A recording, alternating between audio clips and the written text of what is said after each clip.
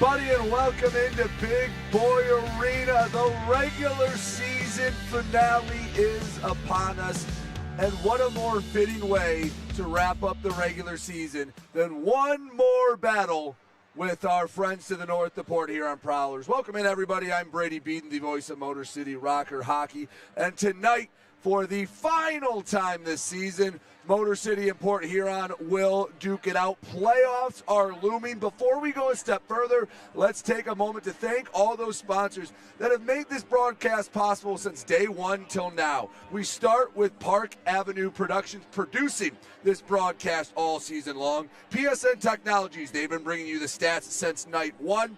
Go over to Crunch Fitness, where your rockers get ready for the rink. And finally, 106.7 Detroit's Wheels. Again, a sincere and heartfelt thank you to all the sponsors that have helped make this possible. Now, coming into this weekend and this game, standings-wise, everything is set in the Empire Division.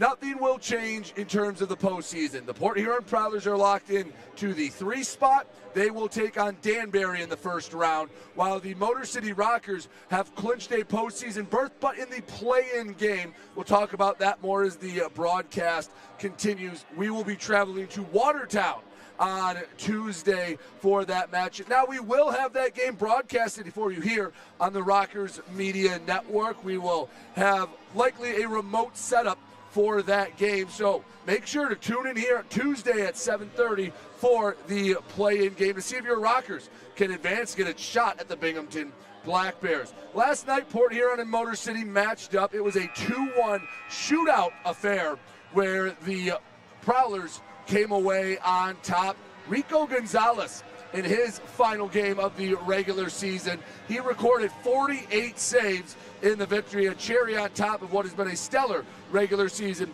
for the Rockers.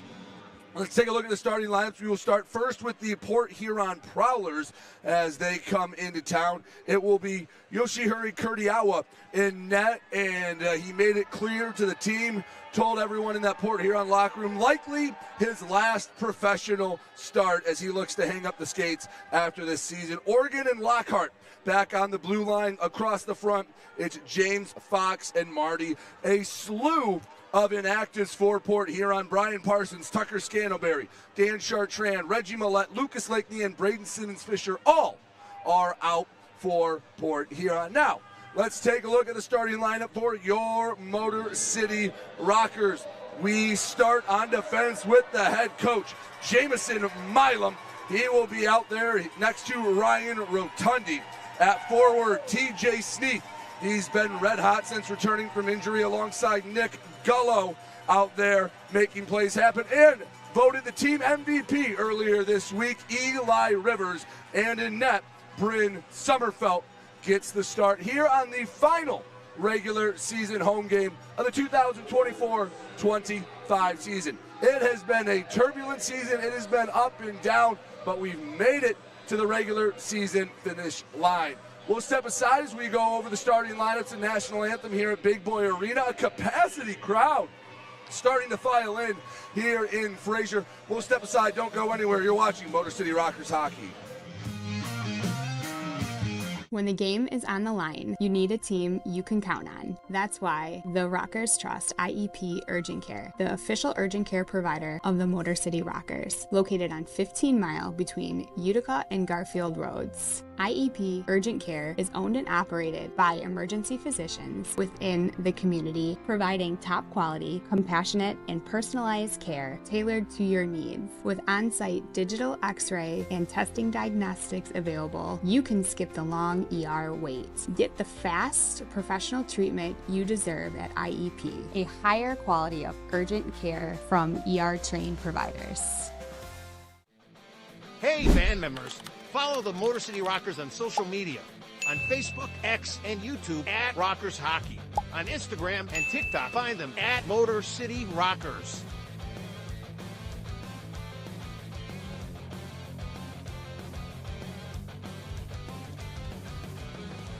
For tickets, schedule, and more, visit rockershockey.com.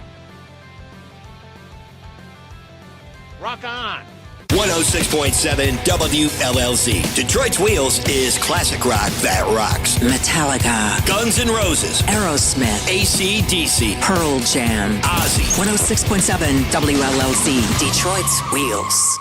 Hi, Avery Smith with Motor City Rockers. My favorite thing about Crunch Fitness is their free weight section. Bench press, dumbbell bench, I'll do rows, about anything you can think of. I'm Chris Buys. We're currently on the IR. Crunch Fitness, it's got a lot of machines, weights, super beneficial for PT, for my injury right now. They got a nice turf over there too, which is super helpful. Georges here. One thing I really like about Crunch Fitness is the tanning beds. Rain or snowstorm outside, I don't miss a day in the sun, so I'm always getting my nice bronze color.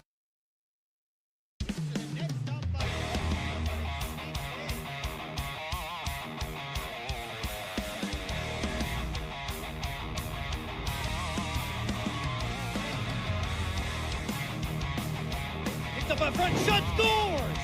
Number one, now shut doors! Here we go, Snitson, we got a full line roll! FPHL, full line roll! Hell yeah! Hey, this is TJ Sneed from the Motor City Rockers, and you're watching the Rockers Broadcast Network, powered by KE Electric Supply.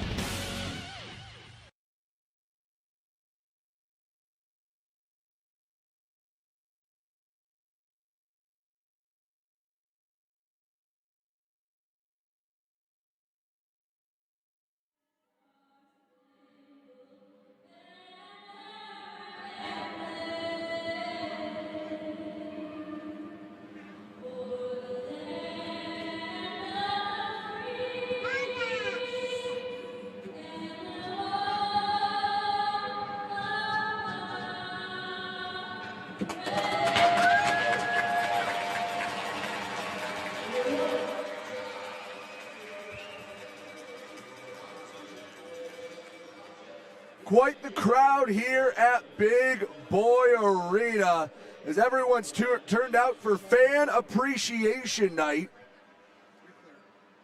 26 of 26 home game for the Motor City Rockers. Mentioned the Prowlers inactive. Go over the Rockers real quick. They have 3 players not dressed. Tristan Wells still out. Mac Diver is not dressed tonight alongside Matthias Tellstrom.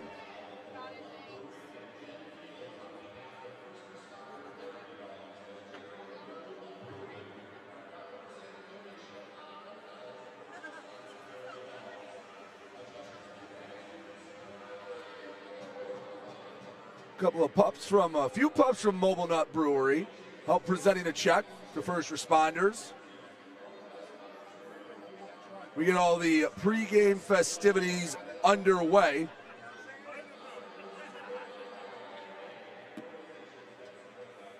It's hard posing all the dogs for a picture. They never look in the same direction at once.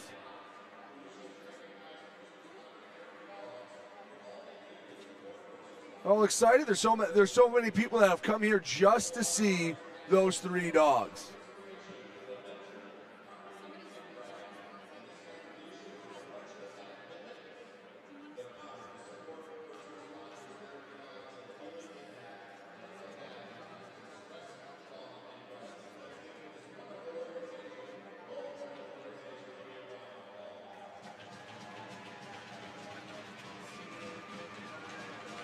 Port Huron Motor City, as I mentioned before the break, the playoff positioning is locked in. So, for the first time in the Fed's history, 5 teams from each division will make the playoffs.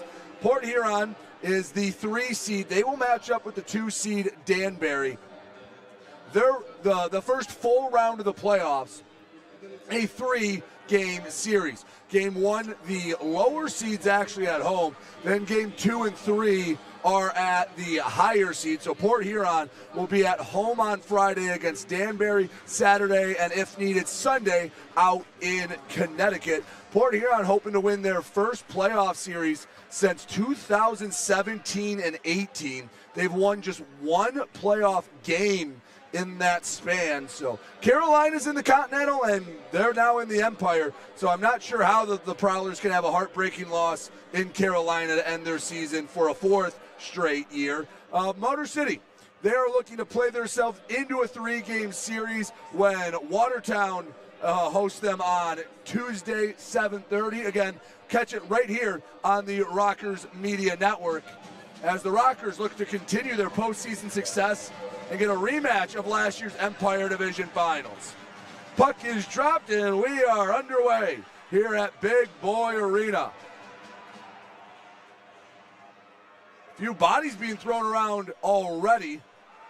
So yes, in the standings, this won't affect much. However, you want to be playing better going into the postseason. You want to build up some positive momentum, especially for Motor City. Port Huron, they have a week to sit, and it's a normal weekend. For Motor City, a good game here, hey, 72 hours later, you're getting ready to play your most important game of the season.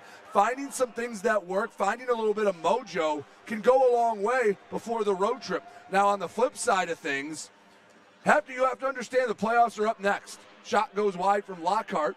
We got a little bit of up and down action to start, but you have to understand the playoffs are next.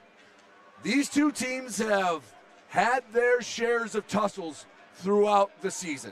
Last time we were up in Port Huron a couple weeks ago, the road game we did, there was quite a few fights.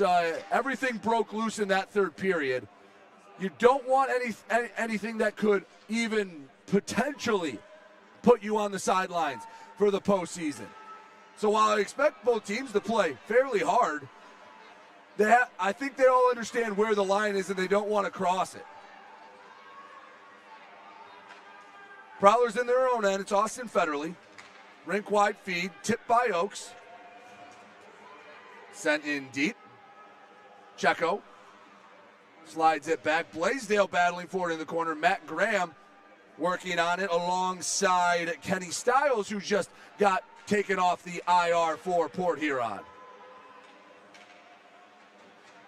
Checo throws a check in the end boards. Puck slides out. Corrigan down low. Oh, was looking for Ryder. It was a heck of a play coming over by Adam Heinzel. He saw Ryder set up right at the bottom of the circle. If that finds 25 stick, it's 1-0 just 2 minutes in.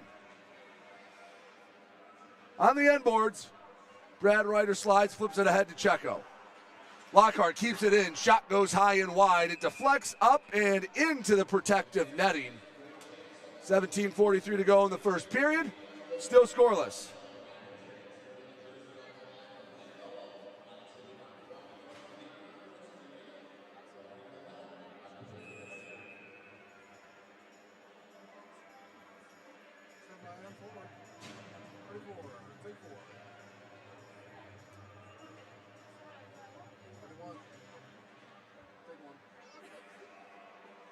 Rivers off the draw, backhands it across. Gullo patiently waits as Marty knocks him off the puck, keeps it in the Prowlers' end. Or the Rockers' end, rather, and the Prowlers have control. Well, the scoreboard said 2-1 yesterday and 1-1 through overtime. Shots were heavily tilted towards the Prowlers' end. By the time the shootout started, it was 49-19. Sneath's shot stick the side by Kurdiawa. Sneath trying to keep it on the attack. In fact, the last couple of times the Prowlers have been at home, delayed call coming up. Timur Gavrilovich will draw the penalty. Gavrilovich going to the box, and the Rockers already going on the penalty kill.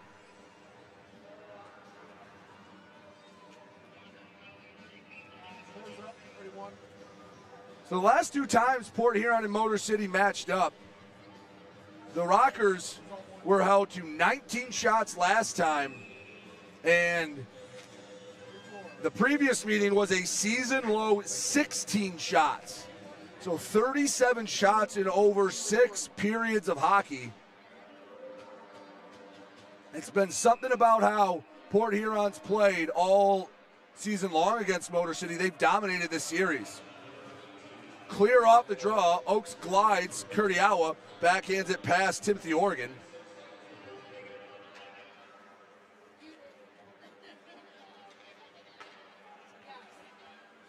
Gavrilovich in the box for tripping, shot flutters wide. Milam puts it along the end boards. Another clear from the Rockers' penalty kill. Kurdiawa out from the crease. Oh, nearly lost it. He's going to have to freeze it. And is hot on his tail, Hunter Hall. Trying to sneak a shorthanded goal.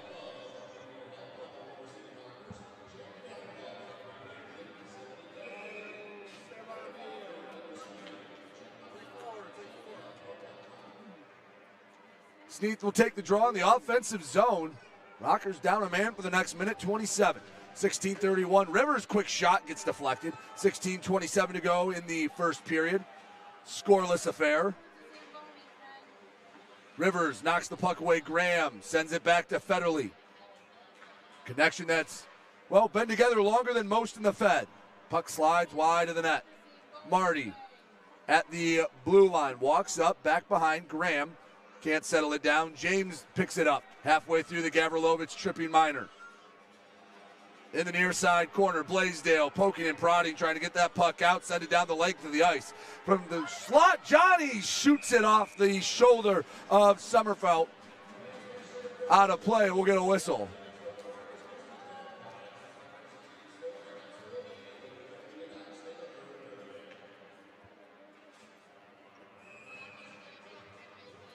Draw comes to the left of Bryn Sommerfeld.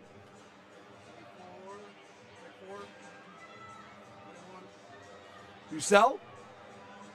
He draws against the Rockers, Brendan Ronan.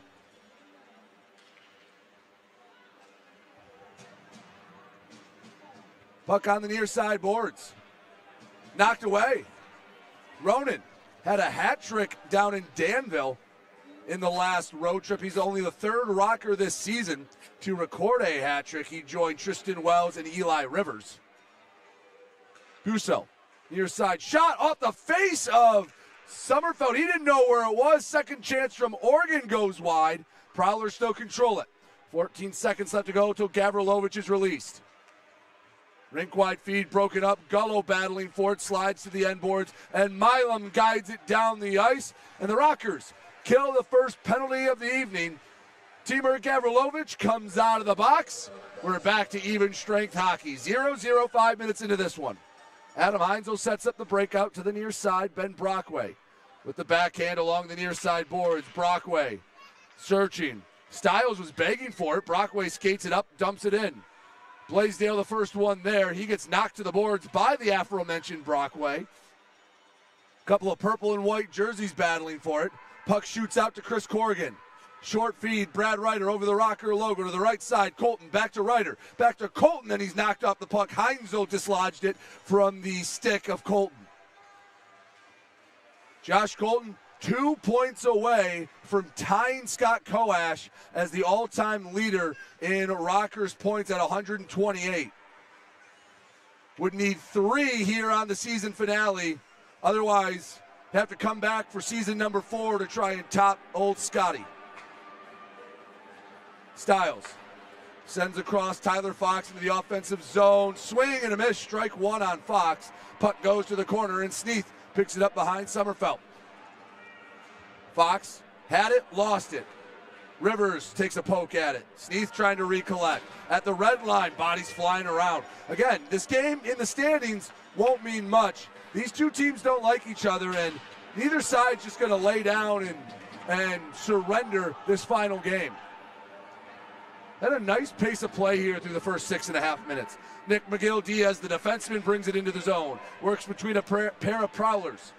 Banks it off the end boards. Oregon spins back, slides it to the middle. McGill-Diaz muddies up the waters. Over to Bobby Price. Prowlers on the attacking zone, but just a bit offsides. Fans, that plays offsides. If your sides are a little off, remember, Great Clips will keep your hair on side. They're located in Meyer across the street from Big Boy Arena. Great Clips, the official hair cutter of your Motor City Rockers. 13:16 to go in the first. Still, goose eggs up on the board. You're watching the Rockers Media Network. When the game is on the line, you need a team you can count on. That's why the Rockers trust IEP Urgent Care, the official urgent care provider of the Motor City Rockers, located on 15 Mile between Utica and Garfield Roads. IEP Urgent Care is owned and operated by emergency physicians within the community, providing top quality, compassionate, and personalized care tailored to your needs. With on-site digital x-ray and testing diagnostics available, you can skip the long and ER wait. Get the fast, professional treatment you deserve at IEP, a higher quality of urgent care from ER-trained providers. Hey, band members, follow the Motor City Rockers on social media. On Facebook, X, and YouTube at Rockers Hockey. On Instagram and TikTok, find them at Motor City Rockers.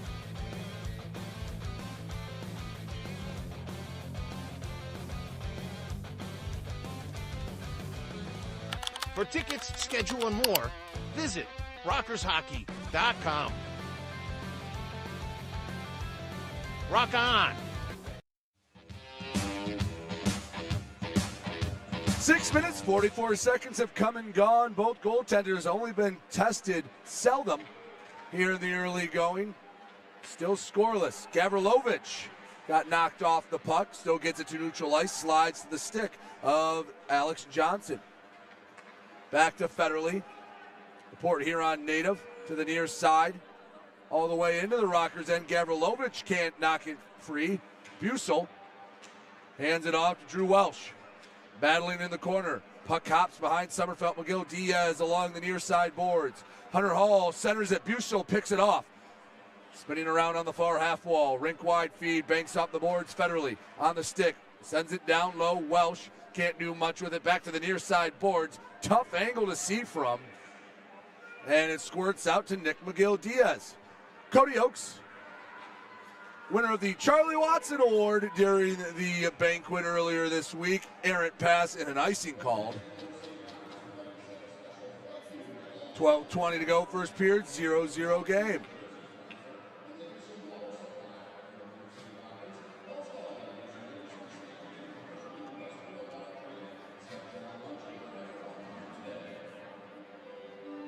Matt Graham, head coach and player for the Rockers, or for the Prowlers, will draw against the Rockers, number 26, Brendan Ronan.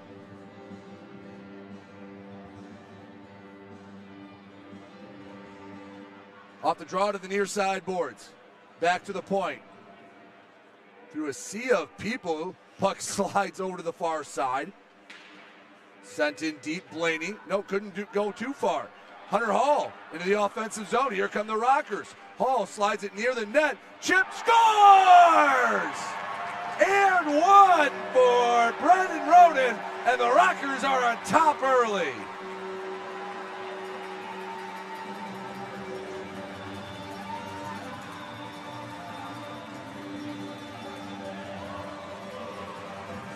Take another look. Brendan Ronan, early on in his tenure, he'd been playing well. Now he's getting the points to back it up.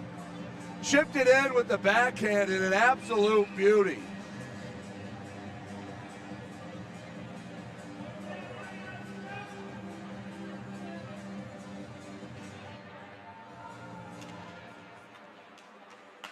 One nothing. Motor City on top of Port Huron. It has been a while since Motor City scored the first goal against Port Huron. And one of the largest crowds of the season on their feet early, quieting the visiting contingent. Corey Checo throws ahead, gets the boys rowdy. Shot up and over Kurdiawa. Banks off the far side, Rotundi pinches down, can't get the puck. Checo turned it over, head pass, and Fox bullied off the puck. Corey Checo didn't do a lot, but he did enough. Over to the far side, Alex Johnson. Over to Federley.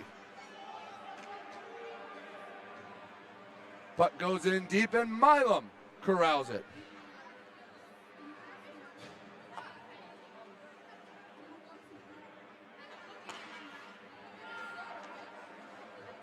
Pass intended for Sneath, off the mark, gets it off the boards, puts it on net. Gullo can't bang the rebound back.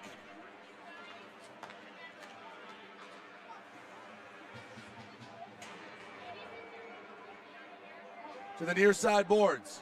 Rockers in their own end. 1-0 thanks to Brendan Ronan. 10:30 to go in the first period.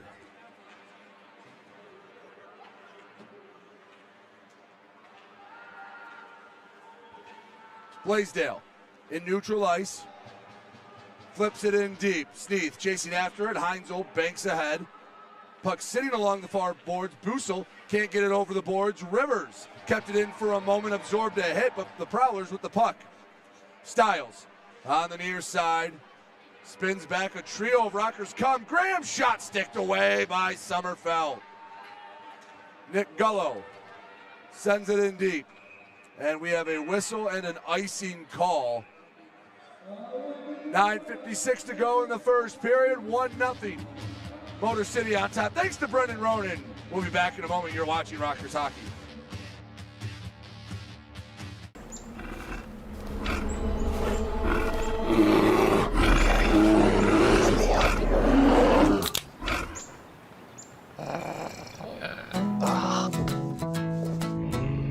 Oh, yeah.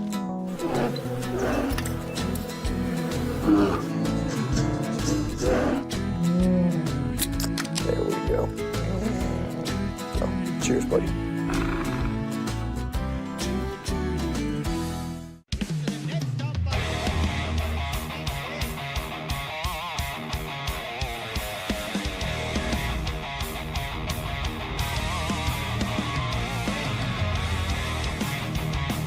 Oh, picked up in front, shot, scores!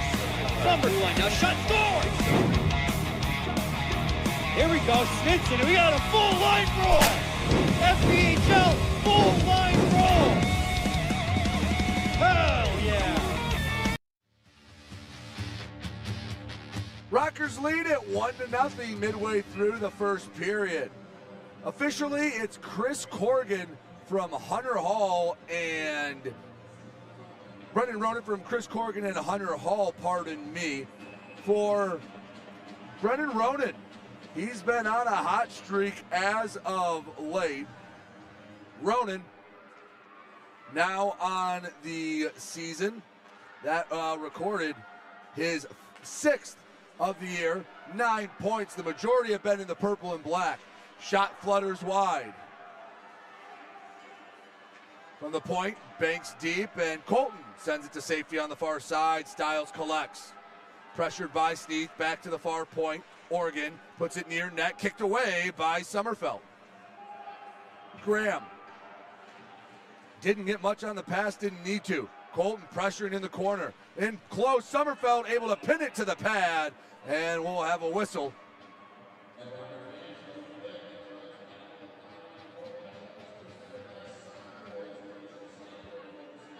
Battle I-94 brought to you by Ciderboys.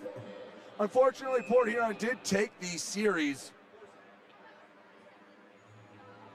It was Prowlers, well, call a spade and give credit where it's due. They dominated this series all season long. A chance to end it on a positive note. Off the draw, point blank shot, scores. Drew Welsh picked the corner, and we're tied at 1 with 9:15 to go.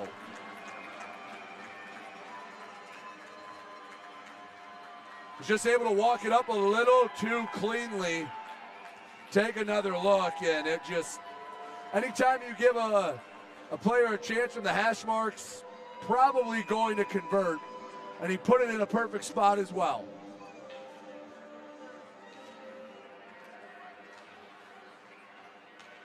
Nine minutes to go, first period, 1-1 game. Miguel Diaz in his own end. Finds Hunter Hall. Backhands off the skates of Oaks. Cody races after it. Federally rings it around the boards to the near side. Gavrilovich keeps it in. Back to the far side, Ronan. He got the scoring started for Motor City. Oaks slashes at the puck, hops around, but settles on the stick of Drew Welsh. Up to Bussel. Here comes the purple sweaters. Pass a little too tall for Oaks, able to get it on the ricochet. Down low, Cody Oaks. Wrap around in, close shot! Hall, oh, he couldn't get it through the 5-hole. Puck lifted out of play. Oh, Hunter Hall. He got it halfway through the 5-hole. He just didn't push it all the way through. Cody Oaks did a nice job protecting the puck on the wraparound. And Kurdiawa did just enough.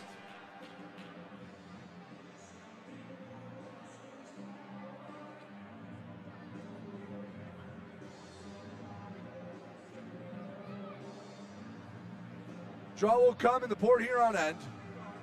Brad Ryder, Corey Checo, Sam Gagnon, Jameson Milam, and Ryan Rotundi, the 5 men in purple.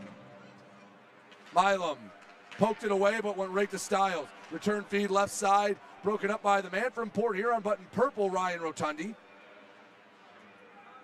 Brockway backhands it to the corner. Prowlers looking to set up and get a little control of the play.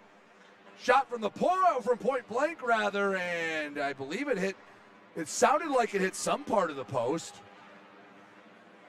It was a chance from basically the top of the crease, and somehow Sommerfeld stopped it or it hit the post, not quite sure. Ryder takes it away inside the blue line. Coming away, Kenneth Stiles. Over center ice, Stiles. To the far side, Luke James, his first game in a while for Port Huron, brings it in deep. 7:35 to go first period, 1-1. Here on the final day of the regular season. Josh Colton from the point, shot, save. Steve couldn't get it off the rebound, and here comes Dylan Marty. Rockers have numbers, 4-on-3. James couldn't settle it, fought the puck. Big collision, Gullo goes down, and a shot fires over the crossbar. Blaney banks it off the end boards, and the puck is pushed back into the corner. James recollects, hammers it to the far side, but put way too much underneath of it. Back in the Prowlers' end. Oregon goes to the near side corner. Sets up the breakout.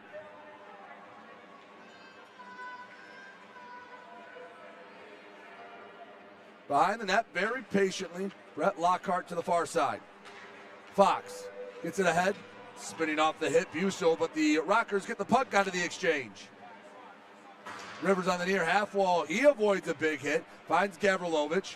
The big bruising Belarusian sends it up ahead to Gullo, just couldn't quite find I-94, and Port Huron has it back. A lot of up and down action right now.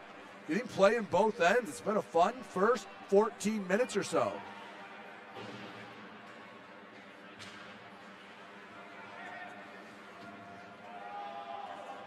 Into the Rockers' end. McGill Diaz glides into the corner. He pins Welsh to the boards. Slides out, and here comes Hunter Hall.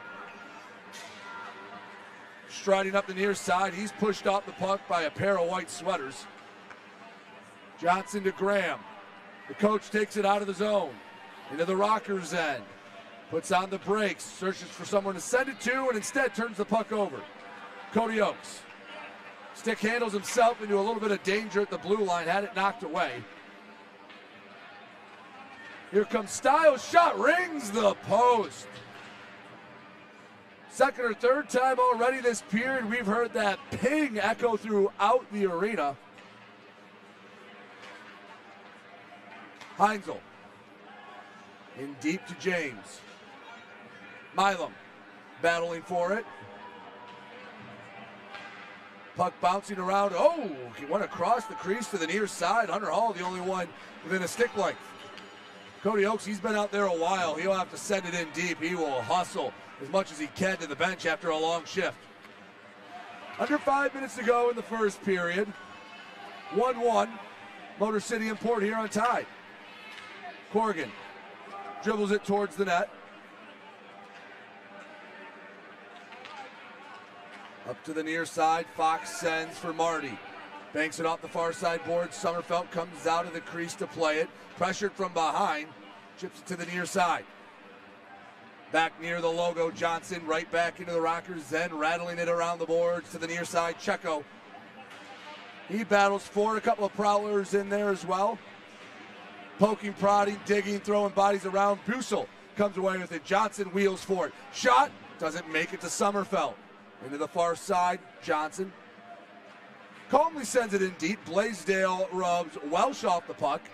Over to Corrigan and off the scoreboard. 4 minutes left to go in the first period. We got a 1-1 hockey game. We'll step aside. Don't go anywhere. You're watching Motor City Rockers hockey.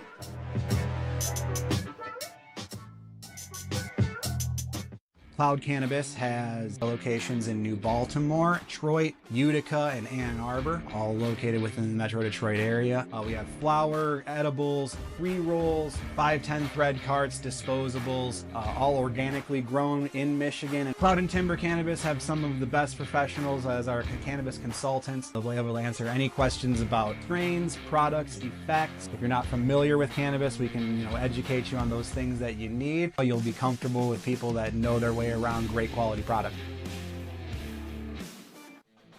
Hey, band members, follow the Motor City Rockers on social media.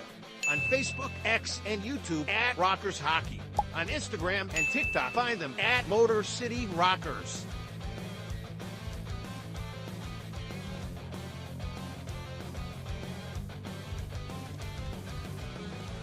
For tickets, schedule, and more, visit rockershockey.com. Rock on! Back here at Big Boy Arena. Had a fun first 16 minutes up and down action. Port Huron out shooting Motor City 8-4. Brendan Ronan found the back of the net for the Rockers. It was Drew Welsh that got the assist for Port Huron.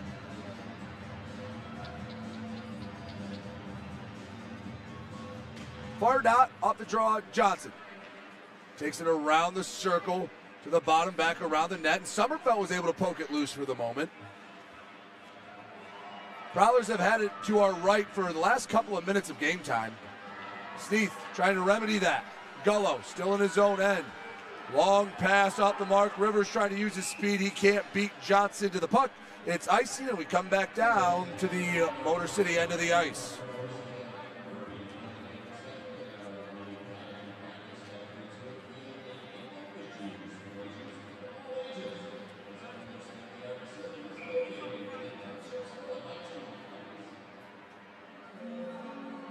Draw to the left of Bryn Sommerfeld.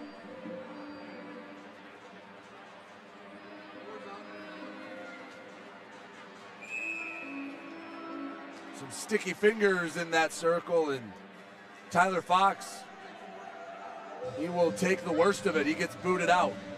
James to replace him. Fox had it off the draw, lost it over to Gullo. Still in his own end, just shy of the blue line, backhands it down the length of the ice. Oregon had a play for it, so no icing. To the near side, Lockhart. Backhand feed, and Fox takes a minute to get it to the tape. Rivers knocks it loose. Sneath knocks it over to Rivers. He can't get there. Gullo had it for a moment. The moment's gone. Into the corner. Sneath up the near side. The Rockers have got it into the zone for a bit. Rivers nearly had a chance from the top of the crease. But again, no one's been able to settle the puck down. Beautiful pass. Sneath pushes it high and wide. That's the best chance the Rockers have had all night, including their goal. In fact, Brendan Ronan didn't have a great chance. Delayed penalty coming up against Port Huron. And Port Huron will touch the puck, and the Rockers are going to go on the first power play of the night, powered by Continental Electric Products. Proudly made in Michigan, they provide power solutions to industry. Continental, a premier partner of the Motor City Rockers. Holding the call against Timothy, Oregon. And the Rockers will go back on the power play. What I was mentioning about the Brendan Ronan chance, if you're just joining us, it wasn't a grade A chance. The puck was just slid inside between the circle and the crease, and Ronan kind of going down to the ice, backhanded it past Kurdiawa. That's the lone Rockers goal. 2 minutes up on the board for holding. And Blaisdell over to Colton. The captain puts it on net. Save, rebound. Rockers have it. Back to Colton. Blaisdell returns to Colton. Slides it down. Brendan Ronan. Shot saved off the shoulder. Ronan paws at it. Hunter Hall slides it. Colton has to pinch down. Retreats back to try to keep the puck in the zone. 26 seconds into the minor penalty to Timothy, Oregon. 1-1 hockey game. 2:17 to go here in the final game of the regular season. One-timer stopped by Johnson. A clearing attempt that Sommerfeld had to stop. Both sides will get some fresh legs out on the ice. Milam, McGill, Diaz, Rivers, Gullo, and TJ Sneath out there. Essentially the top line for Motor City. In the corner, And another clear by Port Huron. Halfway through the Oregon holding minor. 1:45 left to go in the first. Each side has lit the lamp a single time. McGill Diaz to the near side, give and go. McGill Diaz in the corner. Knocked off the puck, and Port Huron can't get it out of the zone thanks to Coach Jamison Milam. Banks it back in. Brockway the first one there. Sneath and Rivers converge. Along the near side, Milam keeps it in once again. Knocked away, Fox. He thought he took a stick up high. Gullo crunches him into the boards. Milam goes down. Bodies everywhere. 13 seconds left to go until Oregon comes out of the box. Good first half of the power play for Motor City. The second half dominated by the Prowlers penalty kill and will not yield a goal. Ronan racing forward, in close. Ronan shot to the chest of Kurdiawa. That not too dissimilar from how he scored the first goal. That time, Kurdiawa got the better of him.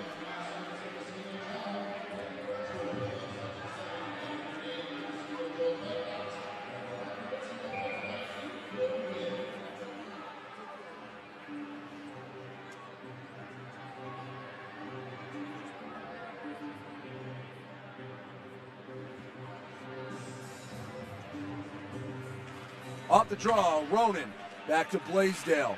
Banks it off the end boards. Funky hop. Hall battling for it. A couple of Prowlers try to knock it loose. Federally able to do so.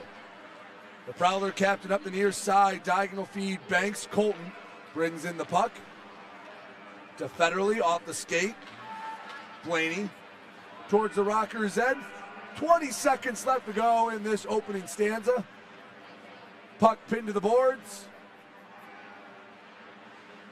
Rockers looking for one final rush. Prowlers trying to get a last shot off. Federally from behind rubbed off the puck, and an errant pass to Oakes will negate any final chance for Motor City. 20 minutes have come and gone, and Port Huron and Motor City are tied at 1. Get ready to start the first intermission. Take a quick break. Come back. We'll recap the first period and more. Don't go anywhere. You're watching the Rockers Media Network.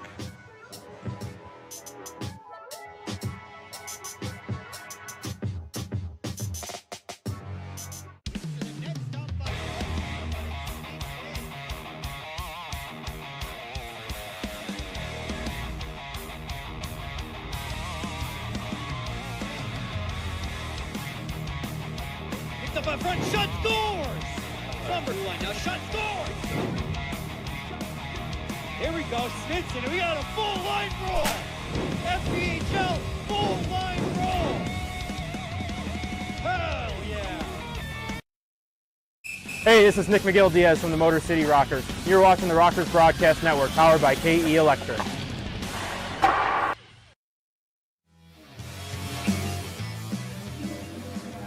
End of the first period, 1-1 between Motor City and Port Huron. A lot of action. I'm going to tell you what, if you just watch that first 20 minutes with no context whatsoever. Oh, our Shamrock friend just took a fall. It's the Royal Oak Leprechaun. He took quite the fall. Give him a break. He's a baseball mascot. He's not used to the ice. But sorry, I lost my train of thought. Big old orange beard went flying in the air. Anyway, back to the point I was making. If you just watched that first 20 minutes with no context, and you didn't know it was the last game of the season, and you didn't know it wouldn't affect the standings, you would think this is a pretty important game. Both these sides flying up and down the ice, playing with some intensity, keeping it smart. Again, they don't want to risk anything that could sideline them for the postseason, but a strong first period. Rockers got it started when Brendan Ronan chipped one past Kurdiawa. Hunter Hall and Chris Corrigan each pick up assists. Then 2 minutes, 45 seconds later, it was Drew Welsh putting it in the top right corner. Jamie Busso and Bobby Price each get assists. Each side just picked up one penalty. Timur Gavrilovic had a tripping minor. Timothy Organ had a holding penalty called against them. Neither power play was able to convert. So as the mascots entertain the fans in a packed Big Boy Arena, we will step aside for the first intermission. Don't go anywhere. You're watching the regular season finale here on the Rockers Media Network.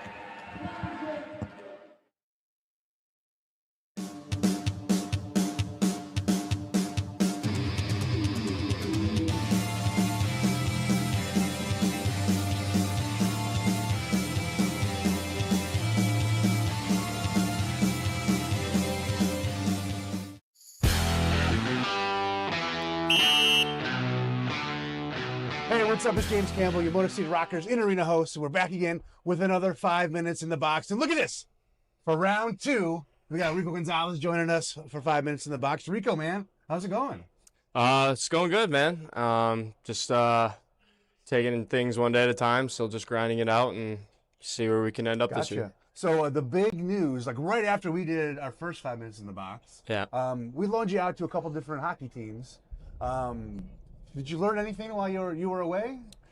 Yeah, I mean, I definitely learned a lot my time. I had a few different types of experiences with both Peoria and Pensacola, and I think I was able to learn a lot, both positive and negative experiences, and I think it was overall just a really good growth period for me.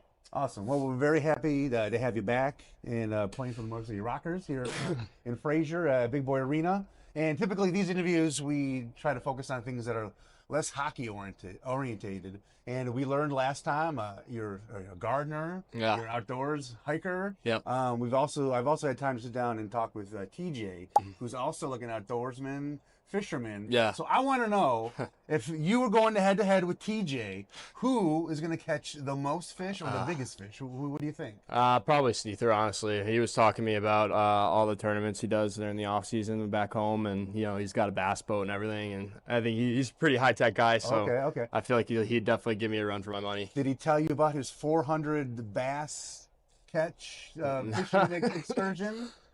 No, he never told me about that one. What's the most amount of fish would you say you've caught? Like one sitting, or I don't even know. What would they call it? Like if you were a fisherman, did they call it just an outing? Like what is there like an official term? Just getting a line in the water. I don't know. That's how I've always referred to it. I want to get out and get a line in the water. That's just how I've always called it. But I don't know. 400, that's pretty crazy.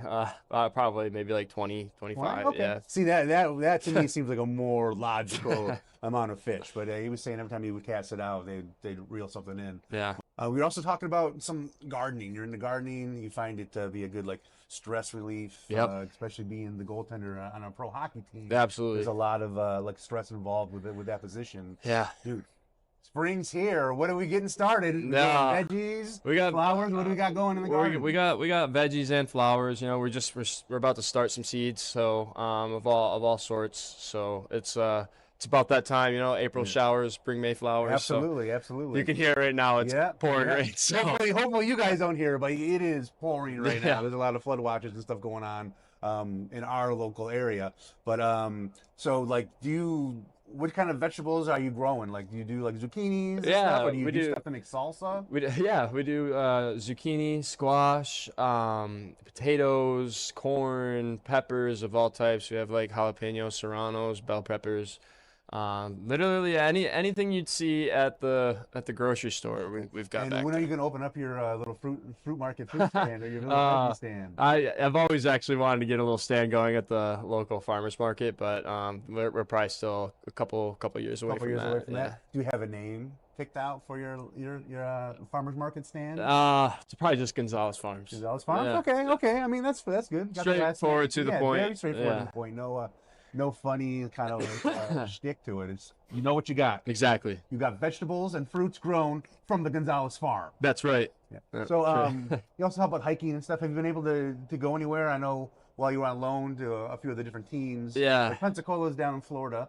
Were you able to do any hiking anywhere where the weather's been really honestly nice? it was nice to get onto the beach and just walk along the beach in the water and stuff. That was really nice. The sunset and everything. Yeah. In the house here in Michigan, Michigan winters, and you get a little little reprieve to the beach for I mean, I wasn't there for that long, so it honestly kind of felt like a vacation more than anything.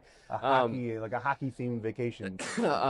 Peoria, kind of, you know, central Illinois, so not much landscape going on there. Is that where but Wayne and Garth are technically from Wayne's World? Swing! that's a good question. Is that a reference that's like beyond you? I realize. No, Wayne's World is up my alley. Okay, but yeah, no, that sounds really familiar. So I have to check. Like Peoria is where Wayne and Garth are from. We'll have to double check it. Leave a Party comment on. down below if that's the city where Wayne and Garth are from Wayne's World. Party I've on. noticed, like me, party on. Me, like I'm 42, so I drop references in the office that some of the interns are like, "What?" You know, I'll talk about like Kevin Smith movies. They're like, we don't know what you're talking about. Yeah, you're like, just they're like generational gaps. Yeah, they're like, "Get out of here, boomer." I'm like, "Oh man, I'm so old." You don't look old. Oh, thank you. I appreciate that. I'm trying to keep my youthful looks, but that's why I wear the hat to hide my balding head. That's good. So, we talk about gardening and hiking and some of the outdoor stuff. Like, dude, what are you watching on TV? Is there any shows that you're like you must see TV that you're binge watching? Honestly, I've been really into Yellowstone lately. I feel like that's a newer, not newer series, but it's one that I haven't seen before that I kind of started up I know not it's too been long described ago. to me as like Breaking Bad, but in like the wild, wild west. Yeah, Is that exactly. accurate? That's pretty accurate. Okay. Yeah, it's pretty interesting and it's good. I wasn't much of a country music fan before watching that show, but I had to like I don't know, just like with the scenes that they have and the music that they have paired with the Watch scenes, Yellowstone, it'll convert you into a country music fan, which is okay if you're into country music. Yeah, but yeah. So what kind of music would you be listening to normally before you dip your toe into the country music? I'm all over the place, honestly. Okay. Yeah, I like you know 90s hip hop. I like you know classic rock. I like house music. You know, just I'm all over the place. If there was a band coming to town, like who would you go see? Like who would you spend money on a concert ticket to go check out? That's a really good question. Probably Queens of the Stone Age. Queens of the Stone Age. Yeah. There we go. Yeah, Okay. I feel like that'd That's be pretty fun to watch. Josh Homme and company, whoever he's got backing him up now. Yeah. Have you seen them live before? No, never before, but I would like to. Yeah. They put on a good show, coming from a guy with rock music background. I've seen them a couple times. That's cool. Queens of the Stone Age, they live up to the name Stone Age. Yeah. Too. They had the Fox Theater just full of looks like smoke. Full of smoke. So they live up to their name, he said. Yeah, exactly. Anything else going on? Any big plans? You know, the season 2024-2025 season's kind of we're starting to come up to an end here. Yeah. Any plans for summer?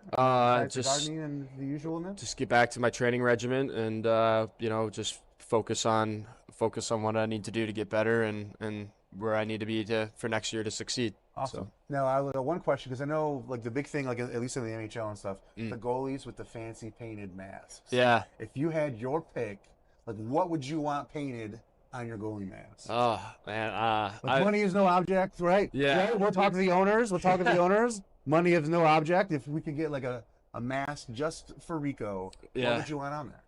That's tough. I've never had my mask really painted before, so and there's so much that I'd want to get on there. Definitely like a tribute, you know, to my mom. She's had cancer twice, so I definitely want something like that on there for her, and you know, maybe a little something for each of my family members. You know, that would be cool, just so I can have them out there with me. Tribute, yeah, exactly, exactly. Helping defend the net, helping defend the goal. Yeah. At the end of the day, you know, they're your support system, and their opinion's really the only one that matters. So to have them out there just with you, like, that's just something in your back pocket, keep you a little secure. Does it get any more wholesome than Rico Gonzalez here? The gardening, hiking goalie who loves his family, and they're helping him in the net. That's awesome, man. Thank you. I appreciate that. It's very cool to sit down and talk with you again. Yes. I know 2 rounds. Hopefully round 2 wasn't as bad as round 1. Or No. maybe it was better. But, dude, thank you so much for taking the time. We appreciate it. No, thank you. And, dude, good luck with the rest of the season. You I appreciate that. We're wrapping up the season here very shortly. So we're going to send things back over to the broadcast booth, Brady and company over there, powered by KE Electric Supply.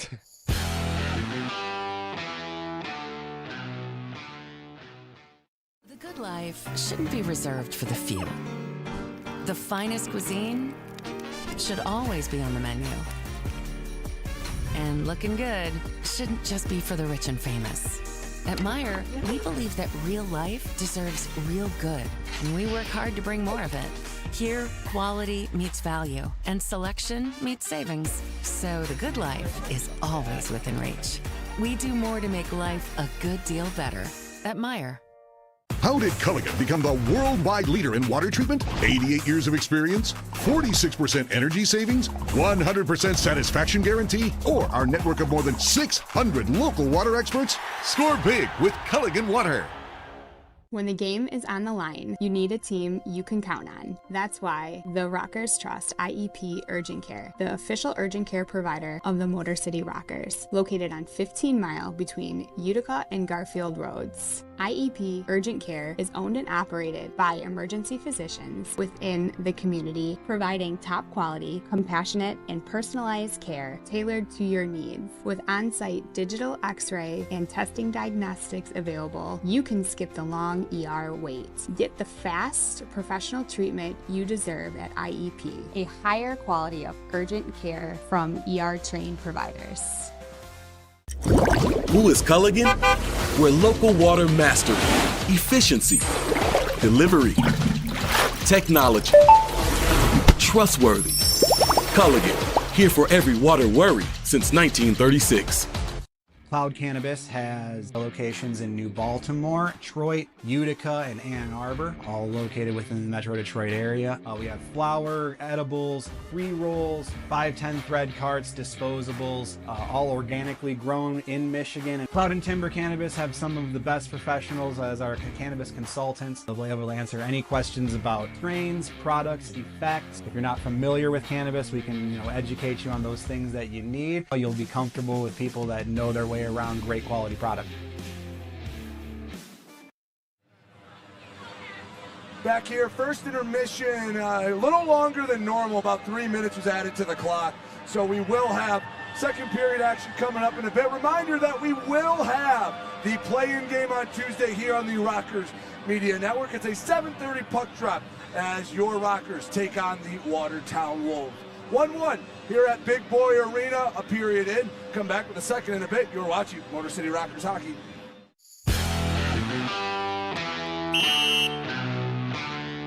Hey, what's up? It's James Campbell, your Motor City Rockers in-arena host, and I'm here, back with another 5 minutes in the box. We took a bit of a break, but we're back again, and this time we're being joined by TJ Sneed. TJ, how's it going, man? Good. How you been? Not too bad. We're happy to see you back. Earlier this season, you took a bit of a hard hit. You were off a little bit. You were injured. Can you give us a bit of an update as to what happened and how you got back into Sweden? Yeah. So got injured on January 11th against Bennington. Kind of a scary injury. Not really going to go into exactly what it was. Like the gory details. Right. I'll tell you, we had an ice crew member who was like, "Oh my god!" He was freaking out. So everybody's very worried about you. Very concerned about that.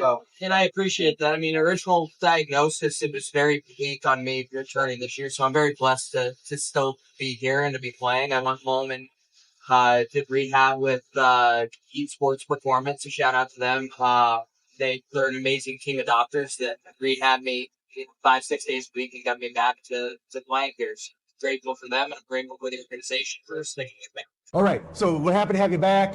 You recovered. You're back in the game. Can you give us a little history? How did you get to where you're at now? Can you give us a little bit of the short version of your hockey career? Well, I mean, I grew up playing in Southern California. Moved away for juniors at 16 years old. Lived in Minnesota. Played there. Played Manitoba. Played in Virginia. Went to Oswego State. Transferred to Lebanon Valley College. Played a couple years pro in Sweden. Oh, wow, okay. And then came back over, played in the SPHL, and have played for the Rockers. Oh, very cool. Well, we're happy to have you on the team. You're definitely one of the fan favorites, so it's always great to see you on the ice.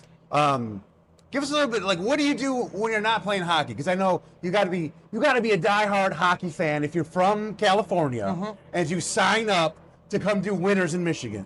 Well, my dad's from Michigan. Oh, really? Okay, so you have a bit of a local connection. For sure. My grandpa still lives out in Coldwater, Michigan, so I do still have a lot of roots settled down here. I mean, I do enjoy things outside of hockey. I never played any other major sports, but okay. I do a lot of bass fishing. Bass fishing, okay. Yeah, and I play a lot of golf. Okay. So very cool. So bass fishing, come on, what's your best fishing story? Oh, gosh. Best fishing story... I would have to say going out on the Mississippi River, catching over 400 bass in a day with a guide that I met at Gander Mountain just by happenstance. I also My first day in Minnesota, I caught a near state record bass out of a freeway pond. Really? So yeah, I mean, I have a lot of fun fishing adventures. My How family. long does it take you to catch 400 bass? We were only out for 5 hours. I mean, I had a good guide. But, Holy crap! I'm trying to do the math real quick. 400 divided by 5. It's like what, 80 bass an hour? Pretty much every cast. Okay, every cast you catch some. What we use it for bait? I'm sure it the didn't fishermen matter. want to know. It didn't matter. It didn't matter. You could throw topwater frogs. You could throw drop shot. You could throw swim baits. Like we were in spots where it was just on the whole time. So Okay, it's crazy. Wow. I'm just trying to even think. I probably would have been like, okay, we have 100 bass. We're good. Let's go. But I guess I don't eat them. So okay. You throw them back? Yeah, or it's just for sport. Okay, just for sport. Okay. Yeah, I very grew cool. up fishing in Arizona. My family has a house out there, dating all the way back to my grandfather in the 40s. So okay. he taught me how to fish as a little kid, along with my father. Very so cool. What area in Arizona? Like I Lake spent Havasu City. Like Havasu. Okay, so you're over there like with the Spring Breakers and all those guys. Those kids party. It's like right on the border of California, Yeah, Arizona. yeah. One side of the lake's California, the other side's Arizona. Oh, okay. Yeah, I didn't realize the border was that close, but I know I spent a year in Arizona before I moved back to Detroit. So like I'm familiar with some of the areas, and I know like that was like the spot to go, like the party and whatnot. For sure. So you said you're into golf. Yep. What's your favorite golf course? Oh, that by you play? far, Sand Hollow in St. George, Utah. Okay, well, what about that golf course makes it your favorite? It's just gorgeous. A bunch of canyons. Really challenging course. I've only played it once, but I'm dying to go back. One time, but it's your all-time favorite, huh? By far, yeah. Very not cool. even close. What would you say are you better on the front nine or the back nine? Depends on the course, of course, Depends on the but probably the back nine. Okay, very typically. cool. Very cool. It narrows out and gets a little bit shorter and allows me to attack some greens. So. Okay, I gotcha. Very cool. So what do you root for any professional sports teams? I grew up a Red Wings fan. I've always we finally got a Rockers who grew up a Red Wings fan. Everybody else is cheering for like the Canadians or the Avalanche or other teams from their hometown. Well, you So got a lot of guys finally- from Vermont, Quebec area, so like that makes sense. But I grew up a Lions fan. Tigers, didn't watch the Pistons much, but I love the Lions, even though they couldn't win a game my entire childhood. Oh yeah, well hey, at least the Lions are in it They're now. good now. Yeah, They're good now. They're a hell of a lot of fun to watch now. That's for sure.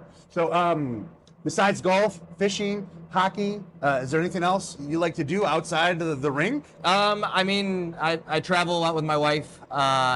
We drive to here or wherever I'm playing every single season. Oh, wow. How long of a drive is it from Cali to here? 3 days if you hurry, 5 days if you don't. So Okay. like it's relatively easy. Do you have because I know you've been with the team for a few seasons now, at least my two? second year, Second, yeah. okay. So you have certain areas you like to stop when you're making that drive across country. Like you have certain road Yeah. stops.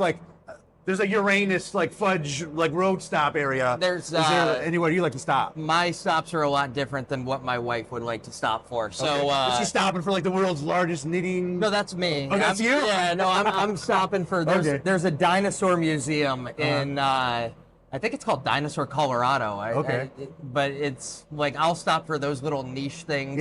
Alien beef jerky. You're a sucker for the roadside attractions. Oh, 100%. If Yeah. there's a sign that says, "What is this thing?" and it's trying to attract you to some trailer off in the woods, I'm going to. You're see let's that. go. Hey, we got 5 days to get there. Let's go. When am I ever You know? going to be going through some random town in Nebraska Yeah. again? Even though I go through it every year. It could be some country bumpkin's little diddle shack, but you're gonna go check it out. And, Right. And pay the fee. Pay the fee to see it. Yep. So awesome, TJ, dude. I appreciate you taking the time thank to you so talk to much. me about some stuff. Anybody you want to say hi to?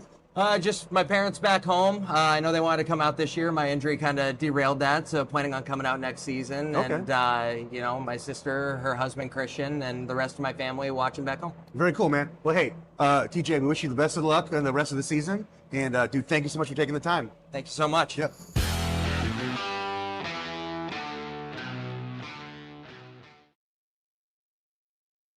.7 WLLZ. Detroit's Wheels is classic rock that rocks. Metallica, Guns N' Roses, Aerosmith, AC/DC, Pearl Jam, Ozzy. 106.7 WLLZ, Detroit's Wheels.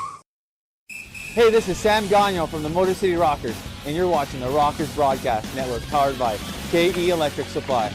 Go Rockers! The Long Drink presents the second period. The second period is known as the period of the long change, so naturally the perfect drink to go with it, the long drink. Sparkling refreshment, real liquor, try one today.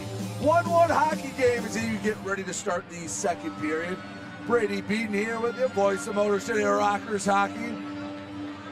You know, it doesn't feel like that long ago the initial opening night happened, and yet here we are at the end of year 3. 20 minutes up on the clock. Rockers going left to right, Prowlers right to left. Off the draw, Port Huron controls it. Shots fairly even in the first period, 8-7, Port Huron. The Rockers recorded the last 3 of the period. James, back behind the net, Milam battling Fox. James comes over to help, slides out to Rivers, flips it to the near bench. Out of the zone, the Prowlers had to touch up. Dumped in, and Port Huron will make a quick change just 30 seconds into the second period. Milam pass, could not find the lumber of TJ Sneath. And will come down the ice.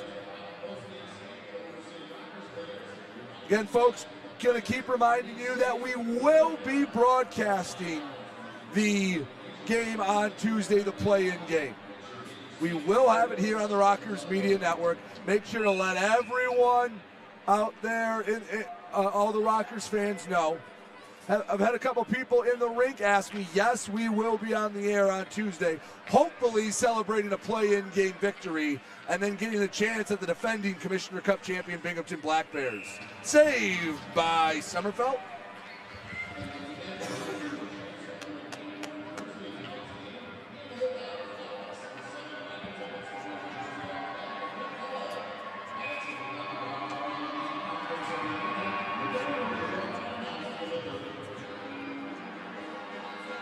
Bussel against Ronan.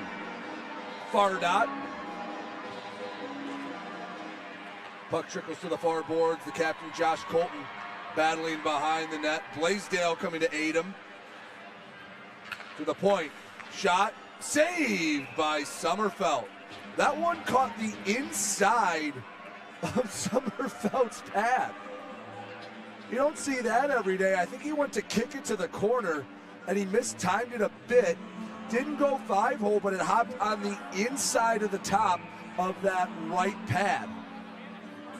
Hey, save's a save. Any goalie out there will tell you that sometimes you'd rather be a little lucky. You don't complain when you get a bounce. Out of the zone, Brendan Ronan.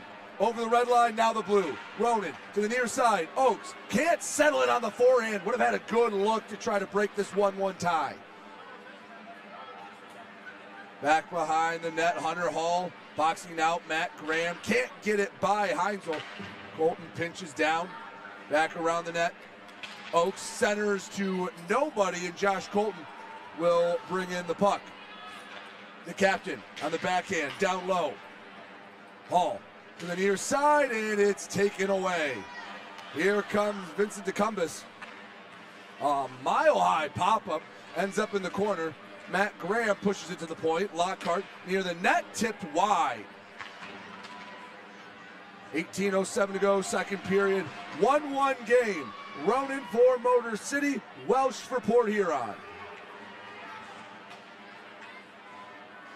On the near side boards. Looking for Fox, it was knocked away. Ronan over the center ice logo. Banks it off the far corner. Rings around to the near side. Gavrilovich puts it near the net. No, I believe we have too many men on the ice. I think the Rockers just got called for too many men on the ice. Sam Gagnon will serve the bench minor. And with 17:41 to go in the second period, pardon me, Port Huron going back on the power play. Each side got one shot at the man advantage in the first period. Both penalty killers did their job.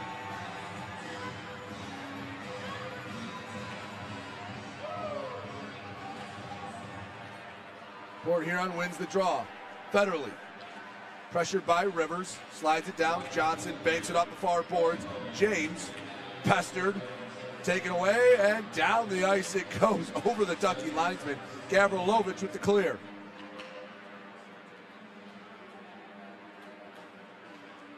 Austin Federally over to James. Finds Marty, streaking up the near side, leaves it back for Alex Johnson. Back behind the net. Puck hopping around, squirts out to the low slot. Miguel Diaz down to his knees, trying to get the puck out of the zone. 1:20 left to go in the too many men on the ice minor. Bench minor served by Sam Gagnon. James unable to squeeze through a pair of purple sweaters. And then the Rockers get it back to the Port Huron end. Gavrilovich cuts off Busso. Picking it up right side, making the move. Lockhart shot, and it's knocked over the head of Sommerfeld. A lot of physicality here tonight. Always is in the Battle of I-94. Shot goes high and wide, rings off the glass. Comes back to the point. Oregon far side. Busso returns to Oregon. Near side one-timer gloved by Sommerfeld. 16:19 to go in the second period. 1-1 game.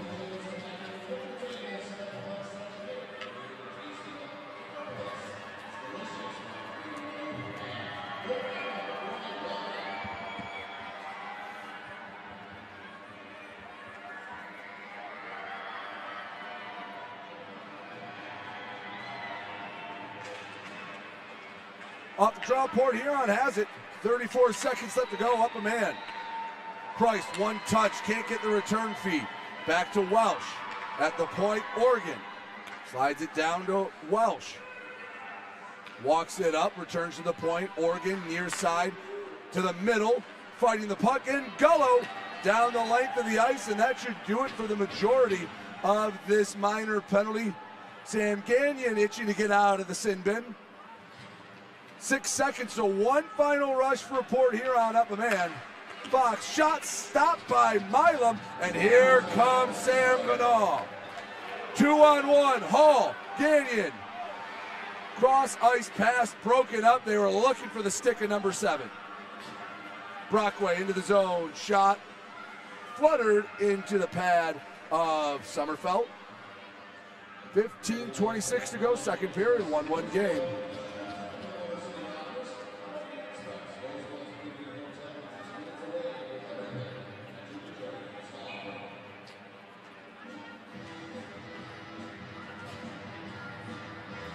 Gagnon to take the draw against Graham, two former teammates. Colton works back behind the net. Gagnon trying to work it out of the zone. Graham ties it up. The Prowler coach turned it over. Cody Oakes over the red line. Into the offensive zone. Oakes to Gagnon. Left wing circles. Wiping at it was Colton. He was down low in the zone. He had to retreat quickly. Stiles tried to take advantage of it. Icing, no, waved off. Sommerfeld wanted it.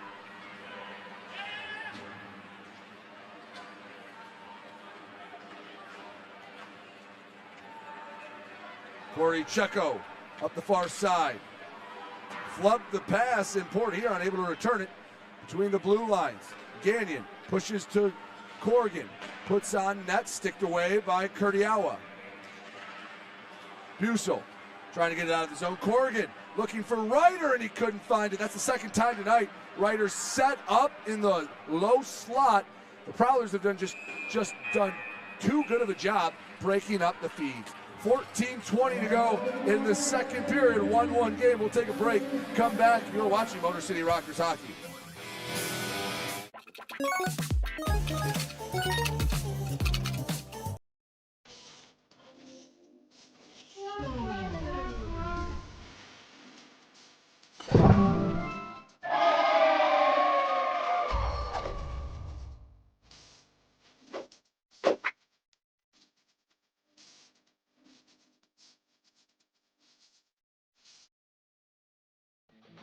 Hey, band members, follow the Motor City Rockers on social media.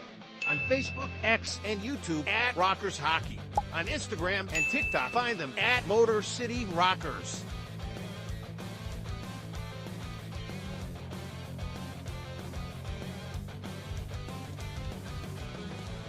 For tickets, schedule, and more, visit rockershockey.com. Rock on! The Good Life.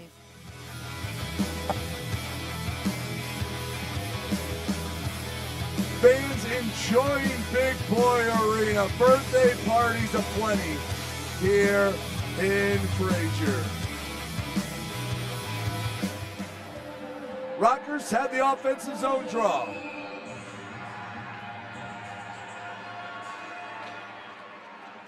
Back to the end wall. Oregon blows a tire, so Corrigan tries to pick it up.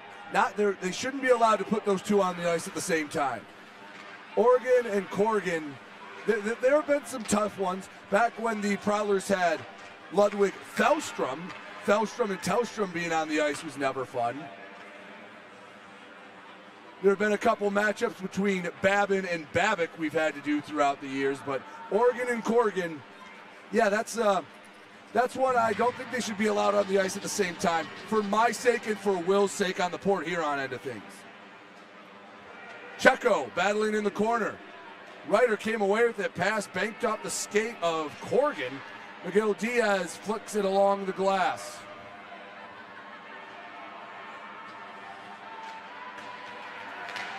Back into the Motor City end.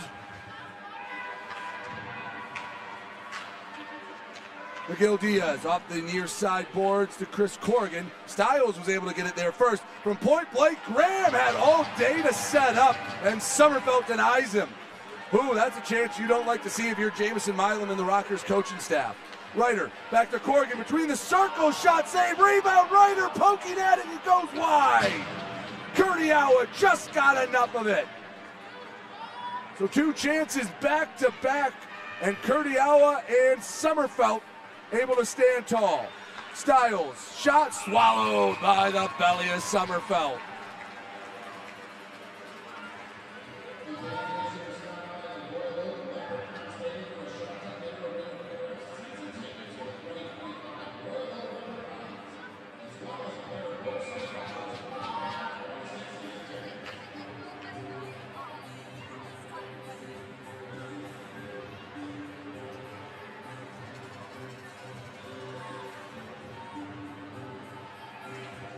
Offensive zone draw for Port Huron.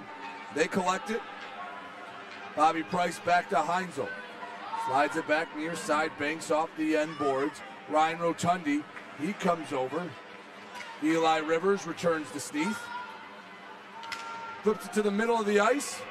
Welsh was fighting with it. He had to hacky sack it back to his teammate. Sneath has it down low. Backhand knocked away. Never even got a shot off. Drew Welsh. He has the lone Port Huron goal. He'll chip and go off for a change. 12:09 to go, second period, 1-1 hockey game. Austin Federley.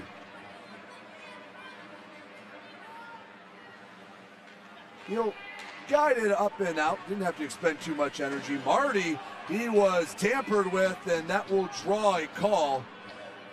I don't think we ever actually had a whistle. Everyone just kind of stopped playing. Port Huron is going to go back on a power play. Hooking the call, and Ryan Rotundi, the guilty party. For a third crack at the power play for Port Huron, Price, Lockhart, Welsh, alongside Oregon and Bussel, will get a chance to break this 1-1 tie. Hunter Hall, Josh Colton, Cody Oakes, and Doug Blaisdell trying to get these next 2 minutes erased very quickly, and that's not a half bad start.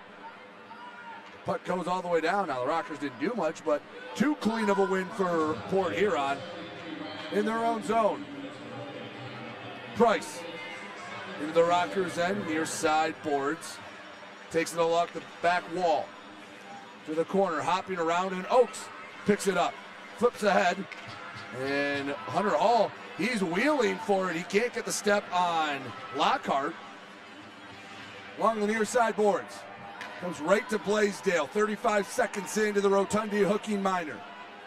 1-1 game. Neither side has lit the lamp here in period number 2. Oh, Ronan a bit too anxious and a bit off sides.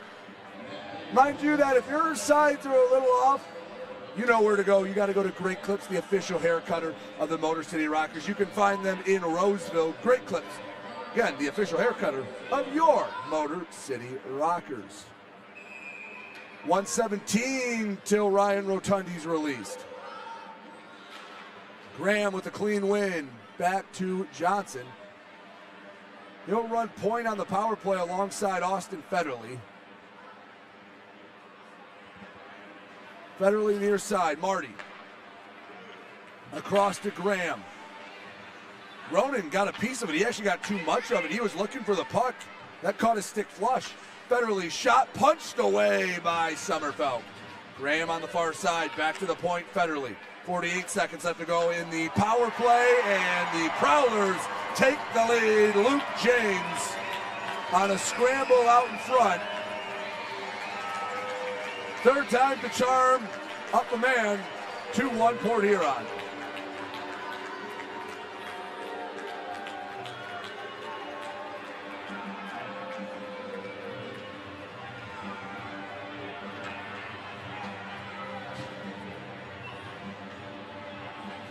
Another look, and then just so much chaos out in front. James got enough of it to push it by Bryn.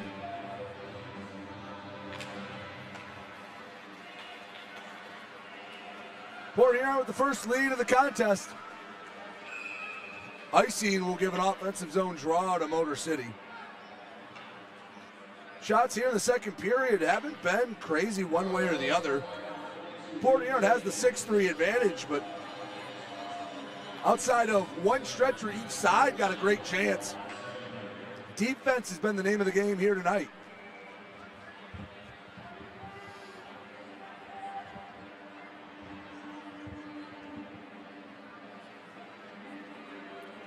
Corrigan. Off the draw, Ryder overskated. Tried to feed back to McGill Diaz. Port Huron able to get it out of the zone. McGill Diaz flips it ahead. It was touched, no icing. Mark Blaney along the far boards. Puck hopping around. Gagnon battling forward. It's poked into the corner.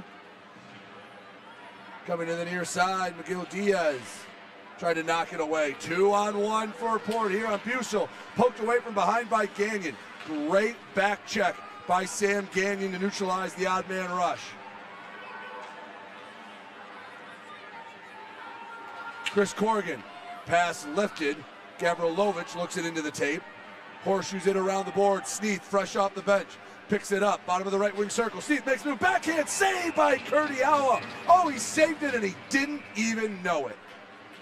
9:41 left to go in the second period. Luke James on the power play.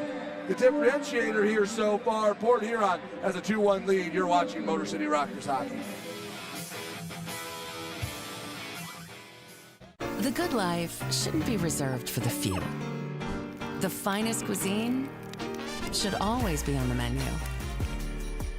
And looking good shouldn't just be for the rich and famous. At Meijer, we believe that real life deserves real good, and we work hard to bring more of it. Here, quality meets value, and selection meets savings. So the good life is always within reach. We do more to make life a good deal better at Meijer.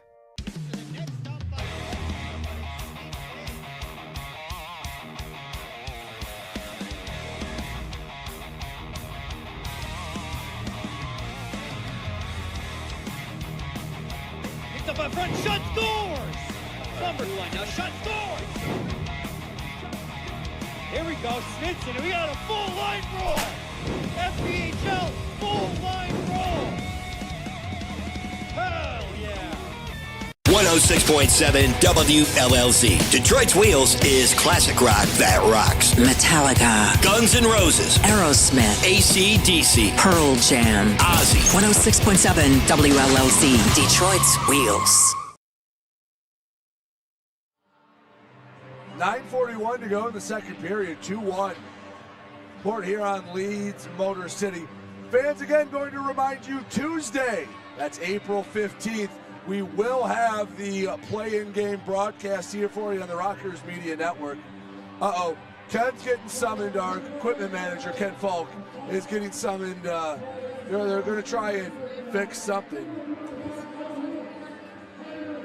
So apparently, we have some screws loose. Literally, screws are loose on the Zamboni door.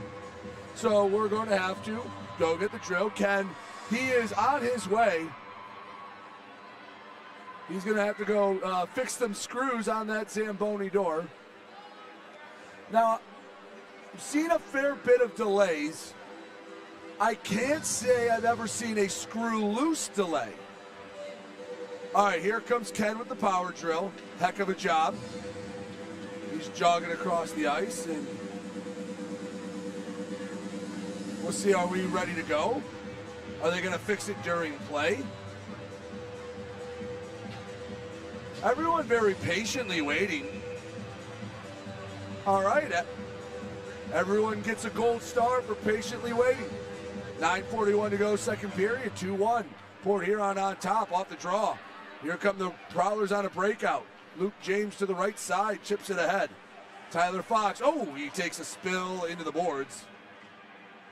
Milam has him pinned, and TJ Sneath able to get the pickaxe in and dig out that puck. Sneath ahead to Gullo, just barely onside. Rivers just had his skate blade on the blue. Behind the net, Rivers looking for Gullo, and he couldn't find his stick to the puck. Rivers to the point. Rotundi fakes the shot to Milam. Slap shot, deflected, never made it to Kurdiawa. Back to Jamison Milam. The veteran, slap shot goes high and wide. You know, you might get in front of one Milam clapper. After 2 or 3, you start making business decisions. One-timer kicked away by Yoshihiro Kurdiawa. Sometimes Jamison Milam, he just gets in that zone and he gets in the mindset with, I'm shooting. I am going to let this blast go. You can get in the way if you want, but you're going to pay for it. Right wing circle, back to Graham, between the hash marks, saved by Sommerfeld.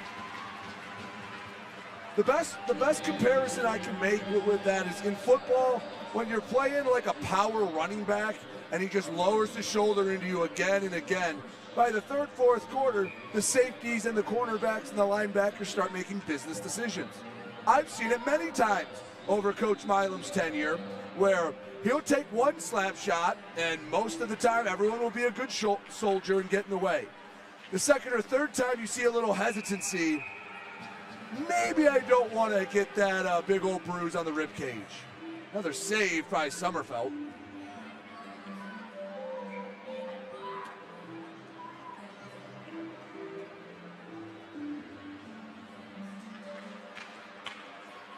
Blaisdell.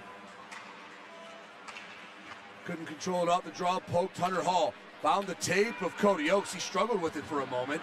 Skates it into the zone. He was knocked off the puck in a deflection up into the crowd. An awkward bounce, and we'll get another draw in the Prowler end.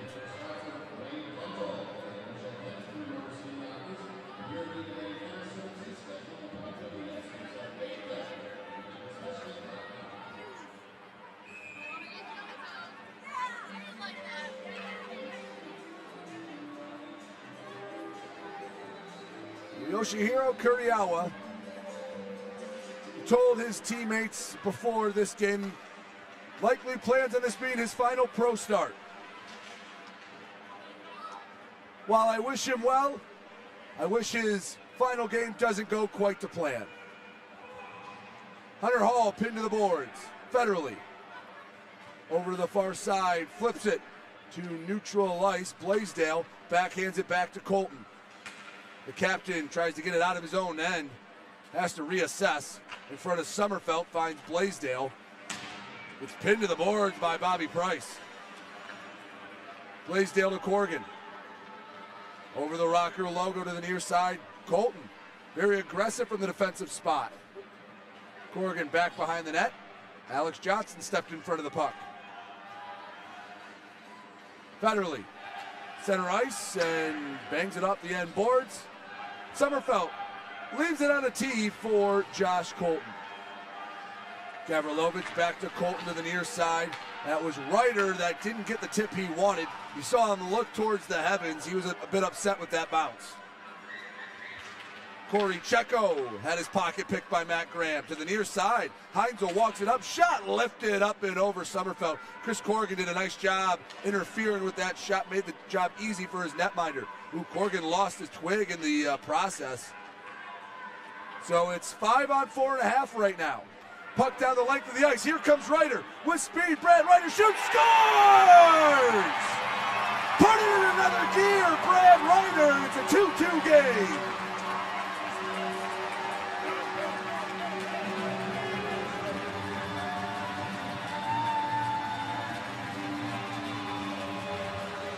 That went pretty quick from third gear to fourth to fifth.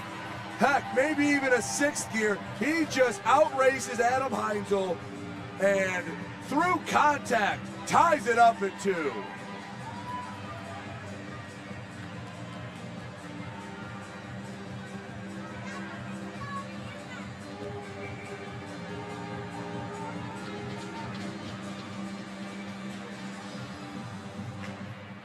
Brad Ryder, now in his second stint with the Rockers, his 9th of the season. And we're all evened up, his 3rd here this year with Motor City.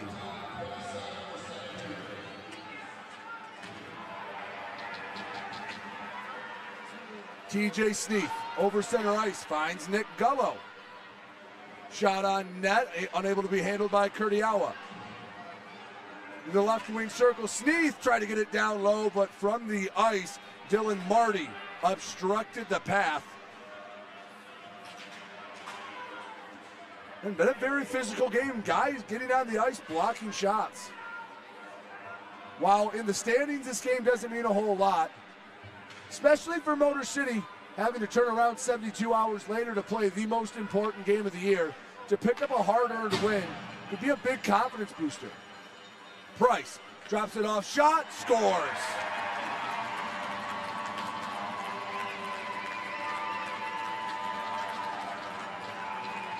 (3-2) Port Huron. And just like that, Jamie Bussell gives the Prowlers the lead right back. Take another look.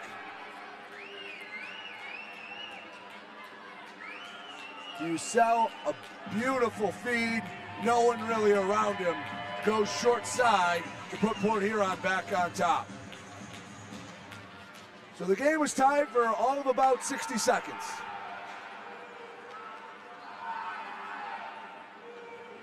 Austin Federley brings it along the near side.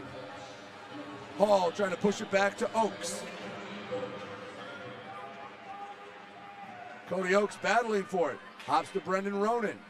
Past Oakes. Hall racing for it. Milam pinches down to try to keep the pressure on. Milam flips it to the far corner. Ronan glides over. Can't keep it in the zone. And behind the play, Hunter Hall was on top of a Prowler. He was on top of Austin Federley. Folks, I'm going to be honest. I didn't see what initiated that fight, and Austin Federley not happy. All I know is Federley was on the wrong end of that exchange. So let's get a replay of what we did catch. It wasn't much. So let's see if we can see what happens here. It would be on the right side of your screen, and yeah, behind the play. Folks, I'm going to be 100% honest. I did not see that. It could have been Oakes, or it could have been Federley, it could have been Hall at fault. I do not know. Some more jawing as we head to a media timeout. We hope order will remain as we take a break. Tempers flaring. I mean, what else is new in this matchup? 3-2 Port Huron. You're watching the Rockers Media Network.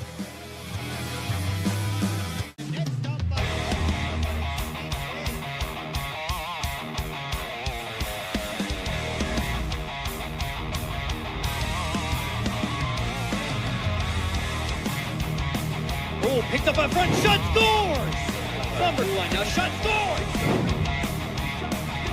Here we go, Snitson, and we got a full line roll! FPHL full line roll! Hell yeah!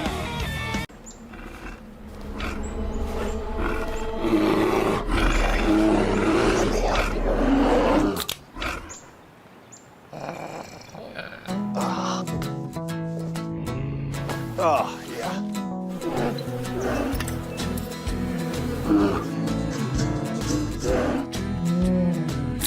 There we go. So, cheers, buddy.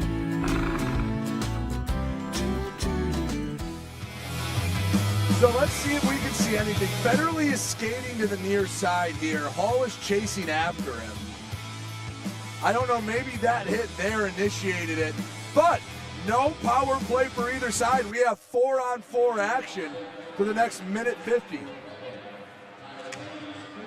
And again, everyone at home, I have to be honest with you, I did not see what caused it. I will tell you from my perspective, I was watching the play come out to the neutral zone. I heard a whistle. I looked to my right. Hunter Hall was on top of Austin Federley. How they got there, what started that, I do not know. It could be a great call. It could be a terrible call. I just don't have enough information. So the official penalties are roughing for both of them. And again, it happened well away from the play for the camera not to catch it. So another minute 26 of 4-on-4 hockey. Right wing circle. Lockhart had it poked away by Blaisdell. Here, oh, they were looking for Rivers. Just a bit too strong, and he's upset. Rivers knew he had a chance for number 29. Lead feed looking for Gullo. Tipped away by Oregon. Gullo knocks it back, although Ronan a few steps behind where he'd have liked him to have been.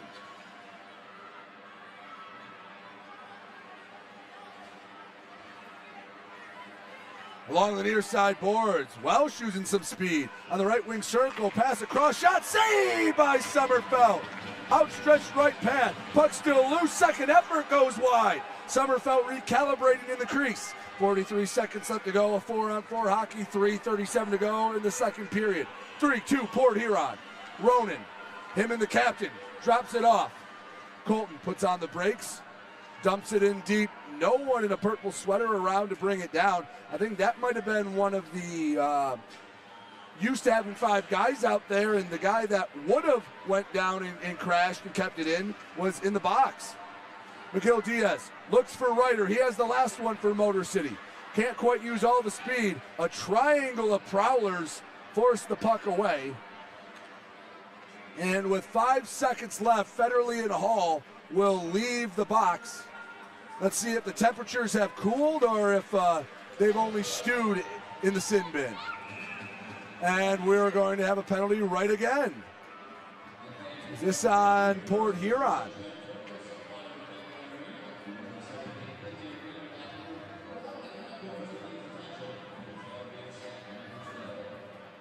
So Fox going to the box.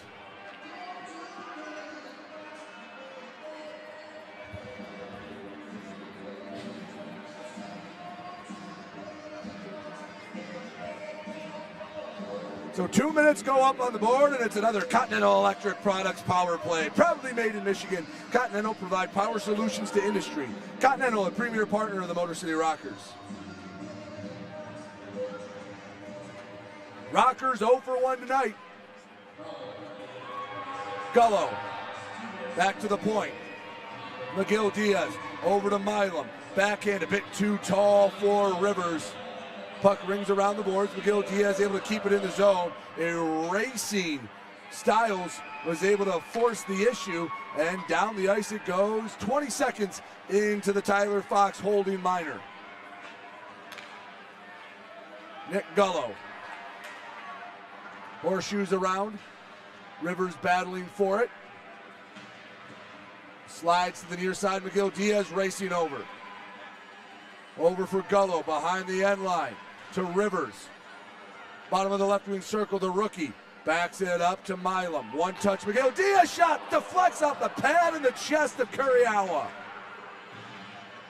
1:05 left to go in the power play. Milam walks it up down low, looking for Steve. Hopping at it, and somehow Yoshihiro Kuryawa able to get on top of it. That was a pretty strong first 61 seconds of power play. Their first power play started off strong. The back half was left something to be desired.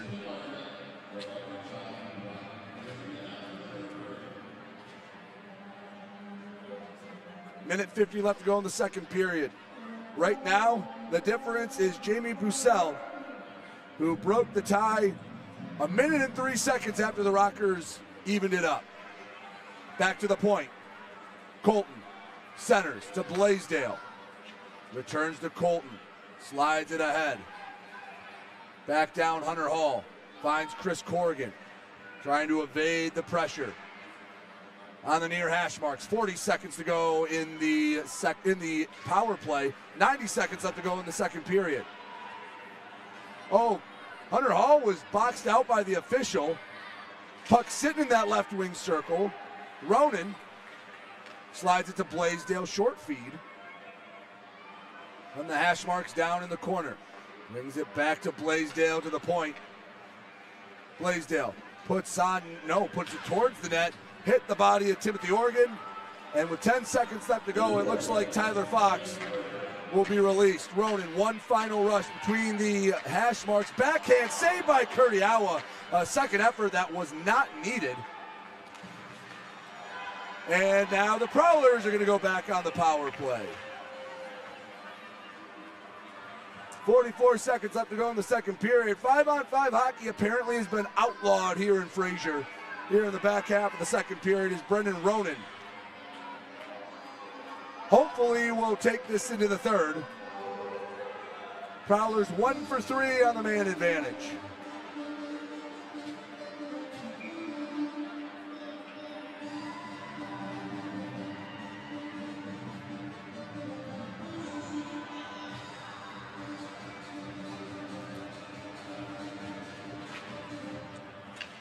Prowlers controlled off the draw. Federally at the point, pressured by Rivers, slides to Marty. Shot, kicked away, was looking for the near side post. Over all three lines, and Federally has 30 seconds to try to nab another one. This weekend's had a couple of close contests. Last night, Port Huron took it in a shootout 2-1, and tonight it's Port Huron up by a goal, but the game is, well, it's either been tied or a one-goal difference. It's gone back and forth all night long. 7 seconds left to go in the middle period. Federally, one final rush, a slap shot a bit wide, and we go to the third. A little more scoring in period 2 than period 1. Port Huron netted a pair of goals, Motor City with just a lone one. And after 40 minutes of play, 3-2, Port Huron. Take a break, recap the first 40 minutes. You're watching the Rockers Media Network.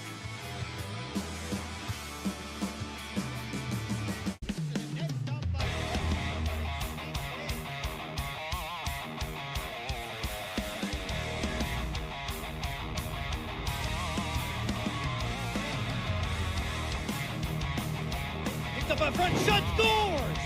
Number one, now shot, scores! Here we go, Snitson, we got a full line roll! FPHL, full line roll! Hell yeah! Hey, this is Josh Cullen from the Motor City Rockers, and you're watching the Rockers Broadcast Network powered by KE Electric Supply. Chuck and Buck time here at Big Boy Arena as our great intern staff gets it set up. We'll recap the first 40 minutes. Brendan Ronan got the scoring started 8 minutes into the opening frame. 2 minutes, 45 seconds later, Drew Welsh evened it up. Luke James on the power play gave Port Huron their first lead of the night, but it would be Brad Ryder with some speed and some elegance racing down the ice that tied it at 2 aside. only would stay tied for the next minute and 3 seconds as Jamie Bussell was able to beat Bryn Sommerfeld. He was all alone in the right wing circle. And that's where it stands right now. 3-2, Port Huron on top of Motor City. The Rockers will have to kill the back half of a Brendan Ronan tripping minor. They'll have about a minute 14 to 0 before they can return to 5-on-5 hockey. 3-2, Port Huron on top. We'll step aside. You're watching the Rocker Media Network.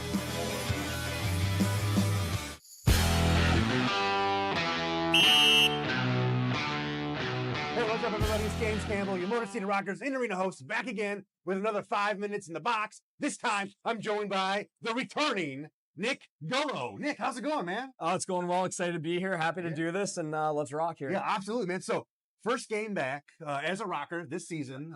For those of you who don't know, I think you played on past seasons. Yep, last season. Last season you were a part of the Rockers team. First game back, scored the game-winning in overtime goal against the Port Huron Prowlers. How's that feel, man? Exciting. I mean, most importantly, we got the win, right? And I think it showed a lot of resilience in our group coming back down 2-0 with, I think, under 4 minutes left. And obviously, it feels good to make a contribution. I guess it is a new team. Just to come in, help the boys get a win, right? Kind of solidify yourself, let them know you're here for the right reasons. And like I said, it got us the win, and that's most important.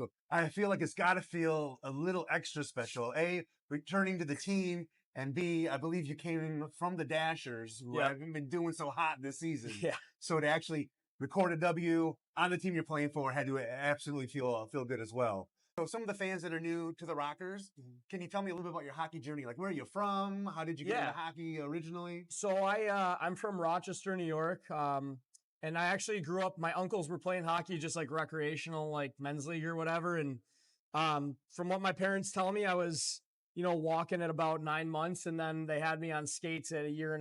And no way. Wow. Yeah. And I was like pretty typical, like skating on a pond or on a frozen parking lot as a kid. And it's honestly my earliest childhood memories are playing hockey or skating. And I was your typical kid, messing around the house, always had a hockey stick in my hand. It was always on the TV, and went through my local youth, like learn to skate program, and went through travel programs, traveled a little bit. I left home at 12 years old to go live out of town to play for a better youth program, and juniors, college, and now pro. So the rest is history. But to say it's been my whole life is pretty accurate. And I'm sure later in this video, we'll get to what my business is now outside of hockey, which is still involved in hockey. But for sure, it's been everything I could have ever dreamed of and wanted. And I'm just happy that I've been part of this ride. That's awesome. But yeah, you mentioned it. So tell us a little bit about what do you do when you're not on the ice playing hockey? Yeah. So when I was in high school and college, I started helping out with just private lessons at my local rink. And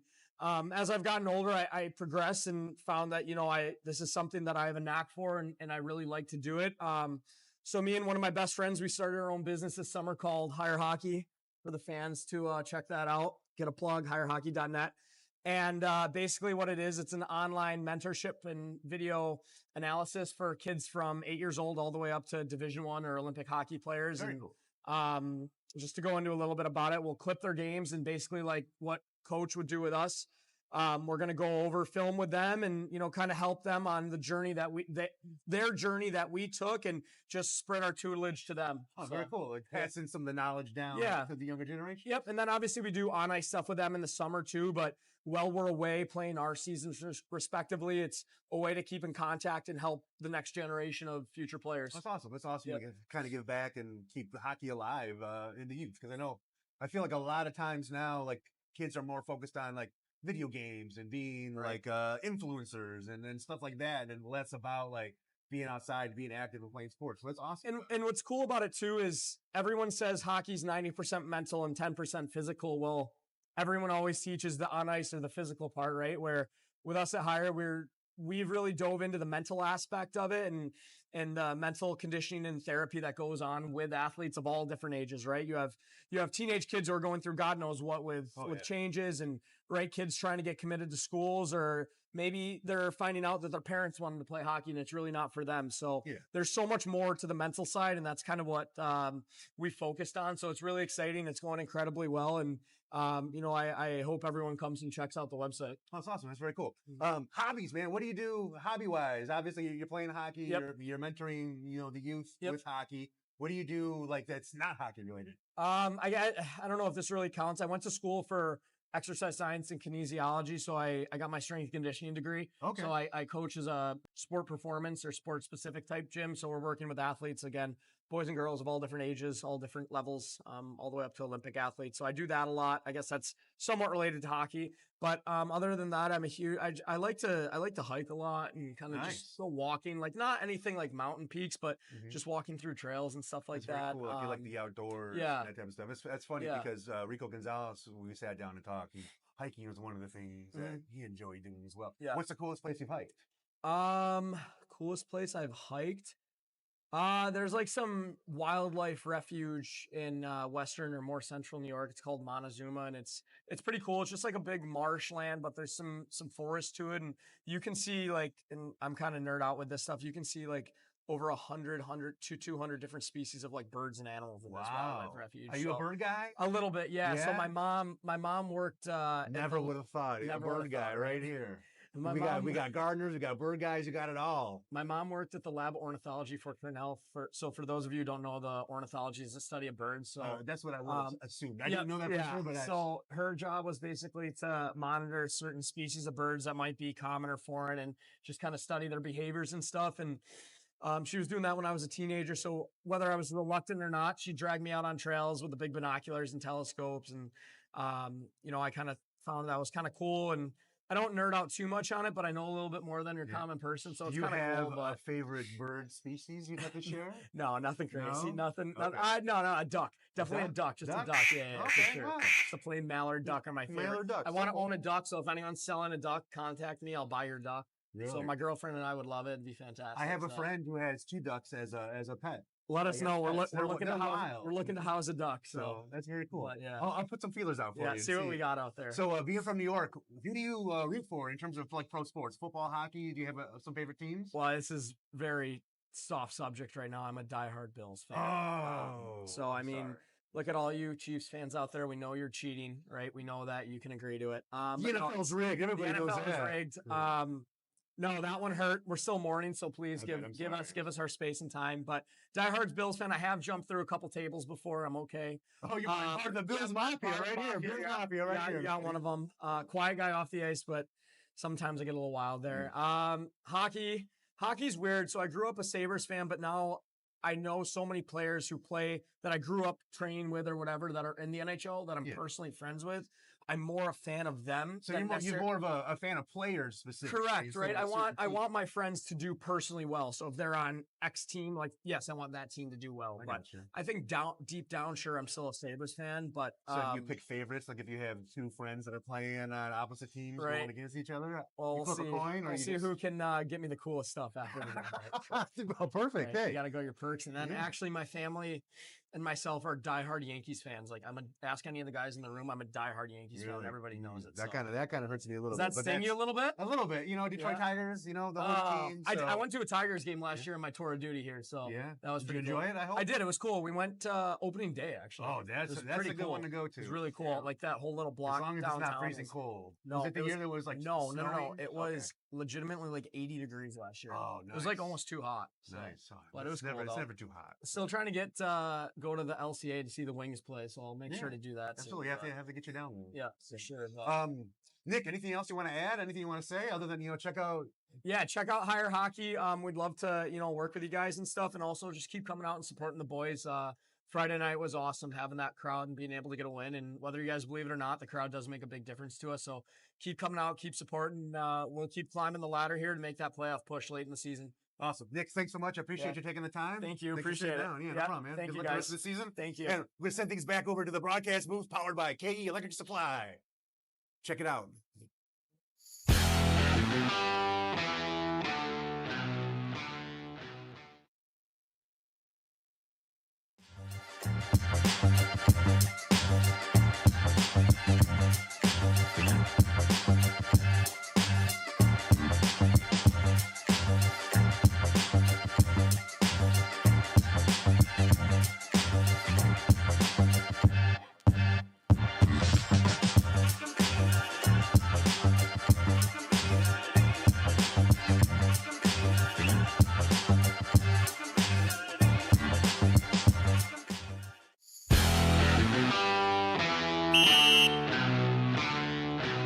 up, everybody? It's James, your Motor City Rockers in-arena host, back again with another 5 minutes in the box. This time, we're joined by Eli Rivers. Eli, thank you so much for taking the time to sit with us. Yeah, no How's problem. it going, man? Good. Good? Yeah. So, you've been like one of the leading scorers on the team. How are you feeling about the season? It's been going well. Obviously, been getting a lot of opportunity here. So it's been good for my confidence, kind of to play in a bigger role and you know, be needed on the offensive side of things. So it's been good. Just hoping we can finish out here and find our way into a playoff spot. Yeah, absolutely. Yeah, I mean, it's going to be tight towards the end of the season. We still got half the season to go, so still plenty of time to get those points. But let's talk about like your journey through hockey. Like, where did you start from? I don't think, are you local to Michigan? No, I'm not local. I'm from Vermont. Vermont? Okay. Yeah. So I grew up playing. I started when I was like 2 years old. My dad played hockey. My grandpa played hockey. Everyone was involved in hockey. We come from a long line of hockey players. Yeah, so the pressure was on. My older brother played as well. So I was in skates as soon as I could. I had a hockey stick in my hand when I was a baby. So that's crazy. 2 years old. So I have a 2-year-old son. I can't even like grasp the concept of him like trying to ice. I can't even get him to like leave the pantry like when he wants candy. You like, I don't even know how you could like direct a 2-year-old, you know, to skate and all that stuff. So that's an impressive to come up that you started so young. Yeah. Besides hockey, like, so what do you do when you're not on the ice playing hockey? I just hang out. I got a dog at home. Okay. So I hang out with my dog. I'm at the apartment with Trevor, so he's got his dog there. Okay. So we got you got nice the dog bonding there. Yeah. What kind of dog? It's a pit bull as well. Pit bull? Nice. Yeah. I have a pit bull as well. So Yeah. The most cuddly creatures you could ever The best. encounter. They're like Velcro. Yeah, absolutely. What's your dog's name? Bo. Bo? Yeah. Very nice. I like that. That's a great name for a dog. Do you do anything? Like, do you play video games? Do you watch pro wrestling? Like No pro wrestling. You watch no pro wrestling? No pro wrestling, but don't judge. I don't. No, I don't. But I watch a lot of hockey. Okay. I do play video games, but not religiously. What team do you root for? You know what? I'm a Canadiens fan, so Okay. Vermont's kind of split 50-50. There's a lot of Bruins fans there, being in New England. Yeah. But we get access to CBC, so you get Hockey Night in Canada and Vermont. So I grew up watching Don Cherry. Don Cherry with the crazy ties? Oh, yeah. So my dad was a Canadiens fan, so he just put it on me. So I'm New England everything. I'm a Pats fan, Okay. Celtics, Red Sox, but when it comes to hockey, I'm a Canadiens fan. So okay, that's very cool. That's very cool. So gaming, what kind of games do you play when you are playing? Mostly sports games, a lot of chow, yeah. Okay. So a lot of hockey. You live it, like you breathe it, you play it, like you're always like hockey 24/7. Yeah, pretty much. Very cool. You into any kind of crazy foods? No, but I do like to cook. When I was in college, I realized I had to stop just heating stuff up in the microwave and learn how to... That's the best stuff though. Like the cheap stuff that's all just preservatives and chemicals. I'm a chemical food guy. Like I love fast foods and like. Trust me, I get my red 40 in me. Don't worry. Okay. So what's your favorite dish to cook? I love steak. Steak's my favorite. Okay. Yeah. So I do a little ketchup, right? No ketchup. No. Do a little compound butter on there and. Little steak and rice, that's the best. Oh, fantastic. Get the protein, you get the carbs, so that's probably helps you out on the ice as well. Absolutely. So if you weren't playing hockey, what do you think your career would end up? I was actually kind of debating playing or not this year. I just finished up my degree last year, and I had a lot of opportunity this year to coach some hockey. Okay. And kind of last minute, I decided I wanted to get out there and play one more year at least. So I started in Columbus this year. I'm not sure if you know that. And then I ended up coming here. But honestly, if I wasn't playing, I'd probably be coaching. So you still got hockey. Hockey's your DNA. Like you said earlier, you come to the long line of hockey players. So Eli, thank you so much for taking the time to sit and chat with me in the 5 minutes in the box. Anybody you want to say hi to? Anything that you want to add? Say hi to my brother because I know he's watching. He was begging me to do one of these. So. Oh, there we go. Yeah. Cam, your wishes have finally come true. So that's it for this edition of 5 Minutes in the Box with Eli Rivers, and we'll talk to you again next time. Thank you. Thank you, man. Appreciate it. Appreciate it.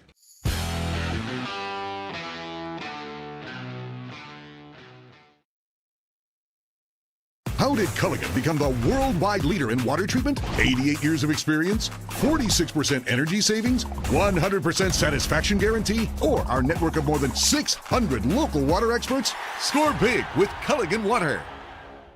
The good life shouldn't be reserved for the few. The finest cuisine should always be on the menu.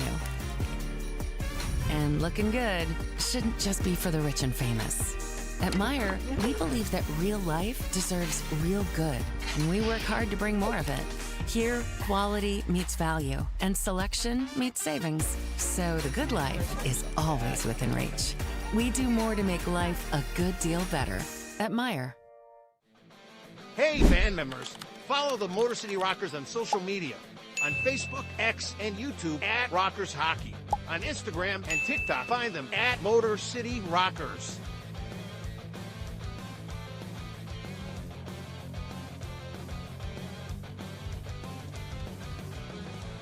For tickets, schedule, and more, visit rockershockey.com.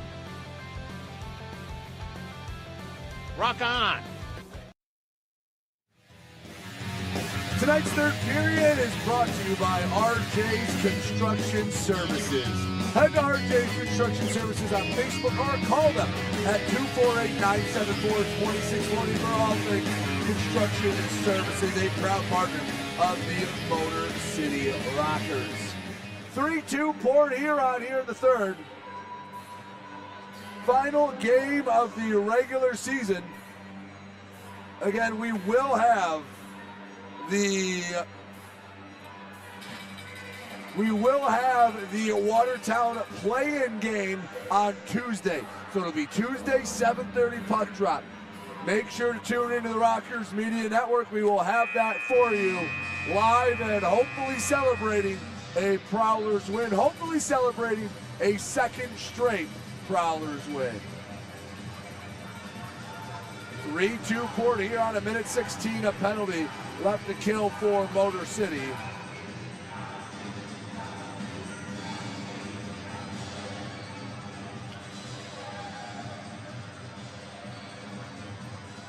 Been a fun crowd, biggest crowd of the year here tonight as the Rockers try to get one final win here in the regular season.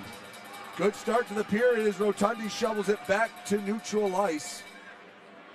Step number one, get this final 106 off the board and a chance to even it up full strength.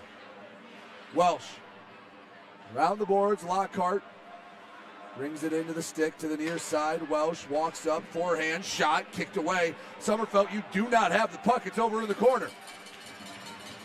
Big collision behind the net. That's going to draw a penalty.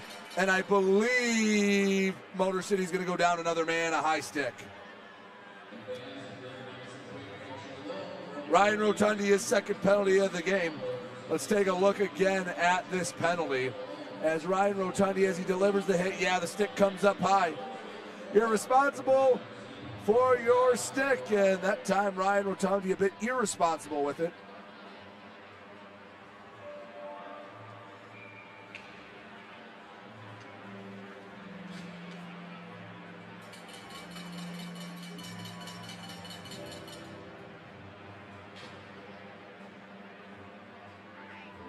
Five on three for 41 seconds, and then another minute 19 of 5-on-4. Prowlers have a chance to give them some insurance here. Prowlers in no rush federally. Shots gloved by Sommerfeld. Smooth with it.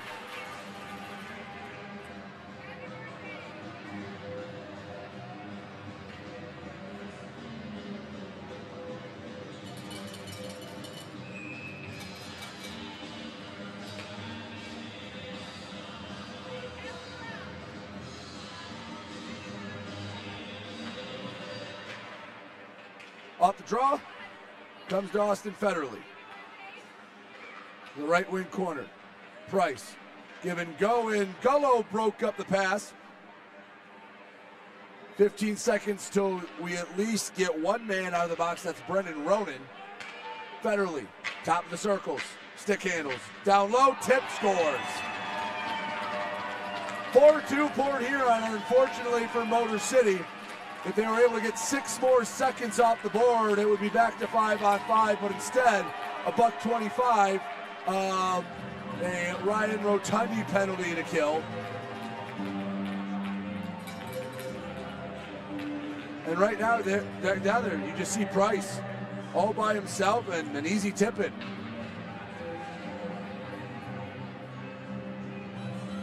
(4-2) Port Huron. Prowlers with back-to-back goals. Hunter Hall off the draw, brings it into the Prowler end. Slides it along the boards, picked up by Timothy Organ. Oakes knocks it down.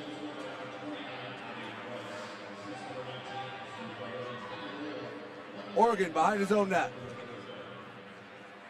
To the near side, Bucell.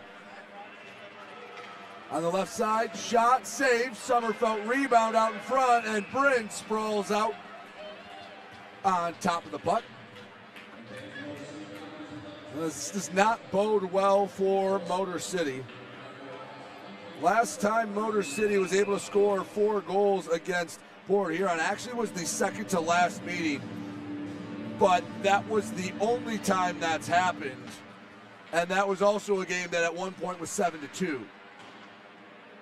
So not to say it doesn't count, but you put the context in there, and yeah, it's a big hill to climb for Port Huron, who tries to play very strong in their own end. Focused on their own end before they work forward, and they have most definitely stifled the Rockers offense for a majority of the season. Even the 2 wins for Motor City, pardon me, I misspoke. They did win a 4-0 game back in December. So twice this year, they have scored 4 on the Prowlers. Rivers was trying to sneak behind the defense, get a shorty to bring him within 1.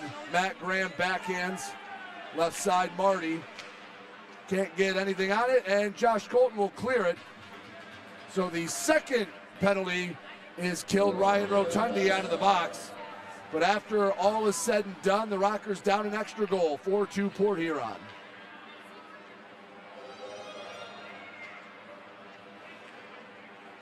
Adam Heinzel to the near side, rink wide feed, banks off the board.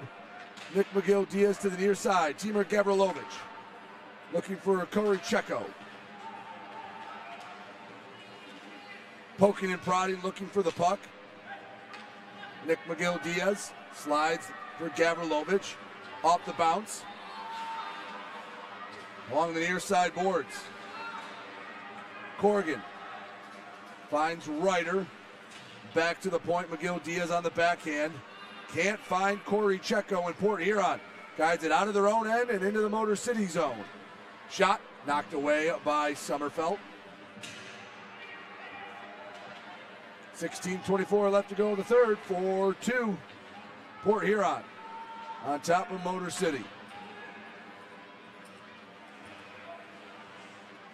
Oakes, pass broken up. Ryan Rotundi in his own end. Pass banks off a purple sweater and back down into the Port Huron zone. Alex Johnson slides across. Welch skates into the zone, and his shot save, rebound, second save, third shot scores. 2 pretty strong saves for Bryn Sommerfeld. The third, well, that was asking a bit too much. Heck, the second save he stole. And here's a look. So here's number 1. Strong first save. Rebound sitting right on the crease. Bryn, second save. And 3 purple jerseys around there can't knock the puck away. And it's 5-2 Port Huron.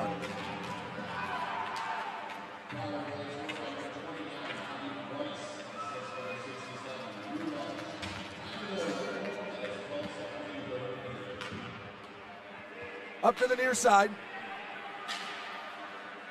Gullo looking for it, and where did that puck end up? It's back in the Rockers then. Folks, I'm sure if you've been watching all year long, you know when it comes to the near side boards, it's not just the camera that's blocked out, it's myself that has a hard time seeing where that puck is. And well, that time somehow it snuck down behind Sommerfeld, and I was still looking between the blue lines. Oregon down low to Graham. Left wing circle shot saved. And we have a whistle and a penalty. No, excuse me. Sommerfeld's helmet came off. 15:02 to go in the third period. 5-2. Port Huron has added to their lead.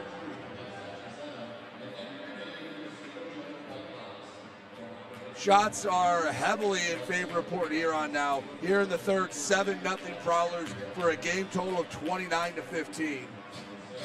Yeah, anytime that helmet comes off like that, it's an instant whistle.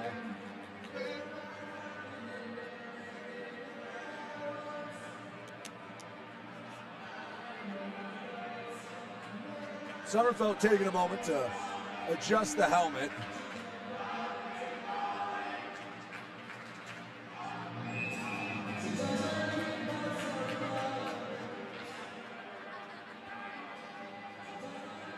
Drawing the far dot. Puck slid to Brad Ryder. Diagonal feed, Gagnon off the bounce. Two Prowlers around him. All he can do is send it in deep. Ryder racing. Puck slides out, and it bounces to the neutral zone. Motor City just looking for their first shot of the period.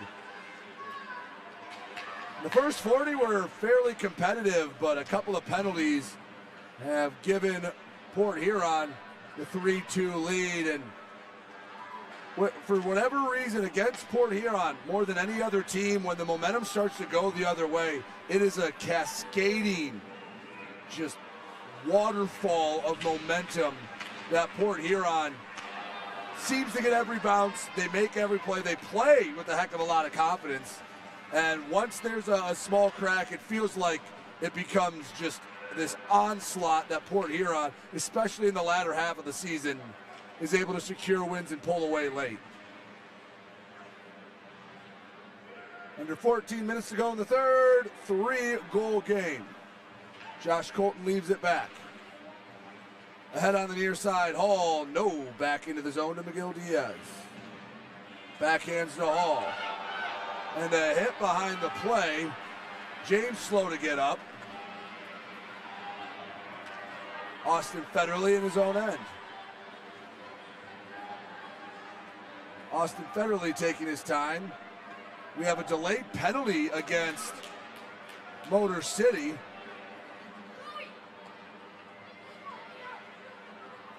So another penalty coming up against the Rockers. Welsh, right or left wing circle shot saved. Welsh gets it back. Graham. Look for Welsh, and McGill Diaz throws a hit, and we have a whistle. And here's a little extra pushing and shoving. Gavrilovich intervenes. Hunter Hall gets in the way.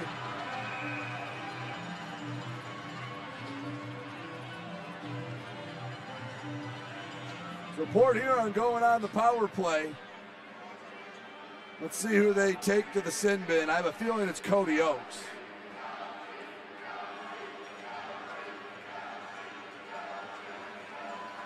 So someone from Motor City's going to the box. We'll figure that out when we come back. 13:05 to go in the third, 5-2 Port Huron. You're watching the Rockers Media Network.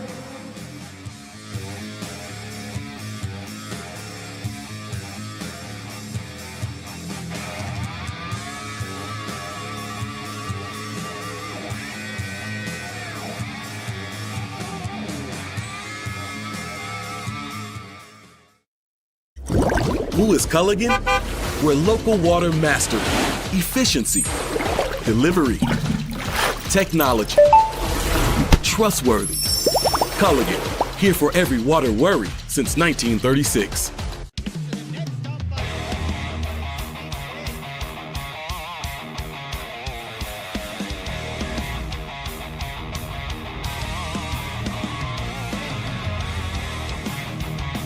Oh, picked up up front, shot, scores! Number line now, shot, scores! Here we go, Snitchin', we got a full line roll! FPHL, full line roll!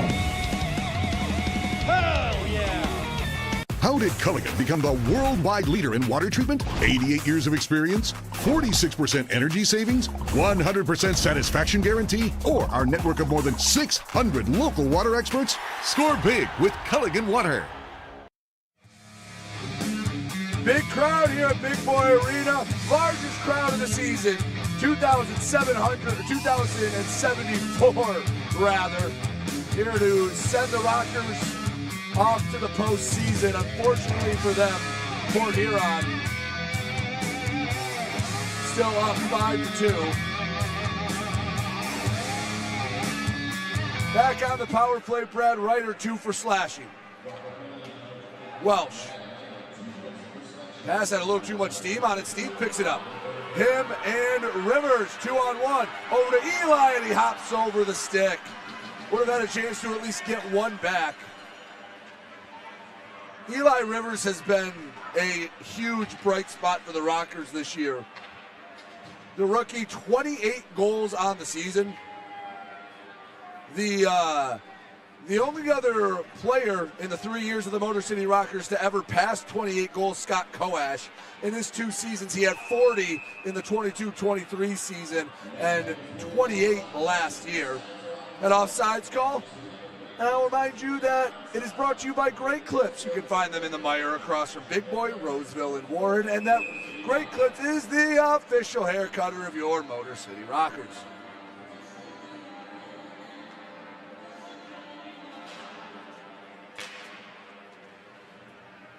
Eli Rivers has been a constant presence on the score sheet. Scored opening night. He's had a wonderful season for Motor City. Would love to see him back in the purple and black next year. Federally fakes the slap shot to the left side. 38 seconds left to go on the Ryder slashing penalty. Back to the point Federally. Over to the near side Styles. Returns to Federally. Near the net, tipped wide. Sommerfeld guarding the post. And still in the zone. Austin Federally. He doesn't have a long reach, but he had long enough there.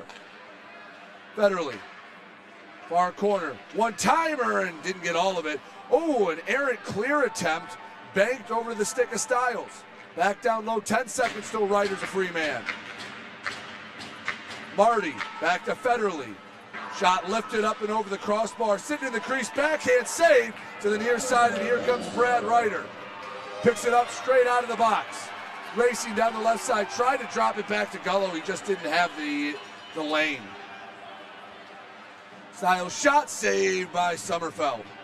5-2 Port Huron, 10:47 to go, third period. Final game of the regular season. The Rockers will take on Watertown again on Tuesday, 7:30 in the play-in game. Winner will get a 3-game series with Binghamton. Rockers, of course, hoping to get back to the Empire Division Finals for the second straight year, where they fell to Binghamton last year. Port Huron, well, they're going to try to find any postseason success. 17-18 season was the last time Port Huron won a playoff series. In fact, their win last year in the playoffs, their only win in that time span. Prowlers won the Commissioner Cup in their first year in the Fed. They have won a single playoff series since then.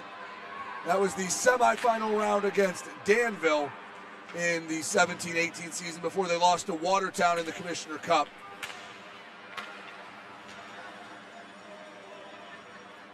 Corey Checo brings it back to McGill Diaz.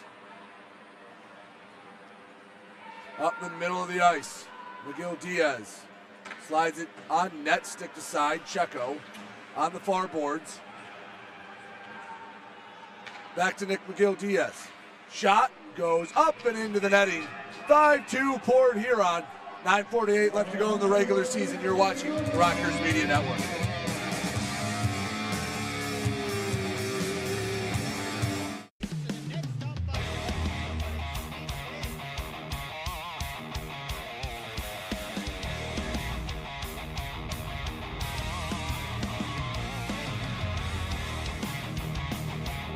Up front, shot, scores! SummerSlam. Now, Hi, Avery Smith with Motor City Rockers. My favorite thing about Crunch Fitness is their free weight section. Bench press, dumbbell bench, do rows, about anything you can think of. I'm Chris Buys. We're currently on the IR. Crunch Fitness, it's got a lot of machines, weights, super beneficial for PT, for my injury right now. They got a nice turf over there too, which is super helpful. George's here. One thing I really like about Crunch Fitness is the tanning beds. Rain or snowstorm outside, I don't miss a day in the sun, so I'm always getting my nice bronze color. Hey, this is Josh Cullen from the Motor City Rockers, and you're watching the Rockers Broadcast Network, powered by KE Electric Supply.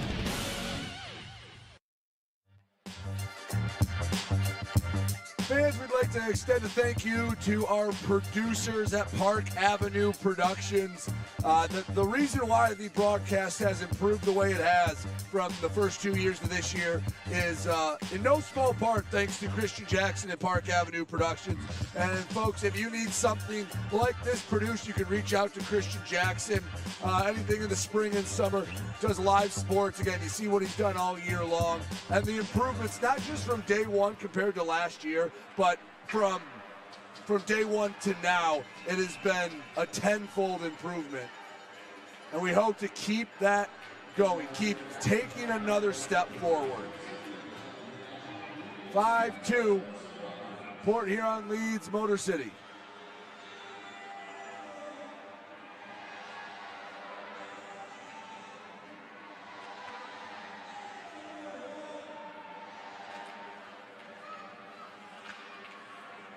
Rivers had it poked away. 123 took it from another. DeCumbus to the middle. Fox right side. Shot saved. Kenny Stiles had a look, and Sommerfeld stands tall. And a few more words being exchanged.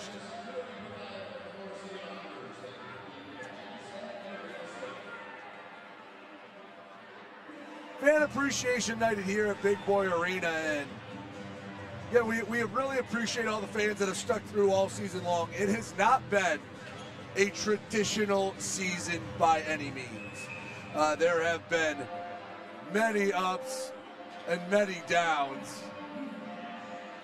And to get to the end of year 3, it's, there are teams in this league that sometimes struggle to make it 3 years. And the Rockers, while it was a very turbulent ride, I am very hopeful and very optimistic to what a stable offseason can do for this team as they work towards not just the offseason, but again, we still have the playoffs coming up. Make some noise. Once you get a chip in a chair, you have a chance. Ooh, Oaks takes a couple of hits. Play stays in the zone. Rotundi bringing it up. Touched back to Brockway. Welsh backhands it in deep. Under 9 minutes to go in the third. 5-2 Port Huron.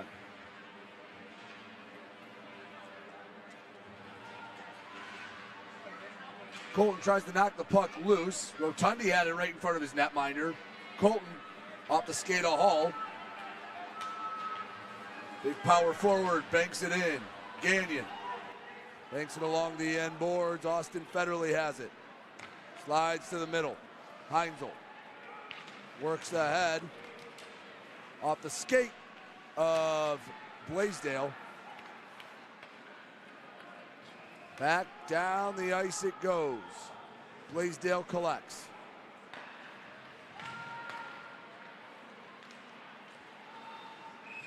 Offsides called. We'll get a neutral zone draw. Fans, offsides all season long has been brought to you by Great Clips, Warren, Roseville, the Meyer across from Big Boy Arena. Those are the 3 spots you can find Great Clips, the official hair cutter of the Motor City Rockers.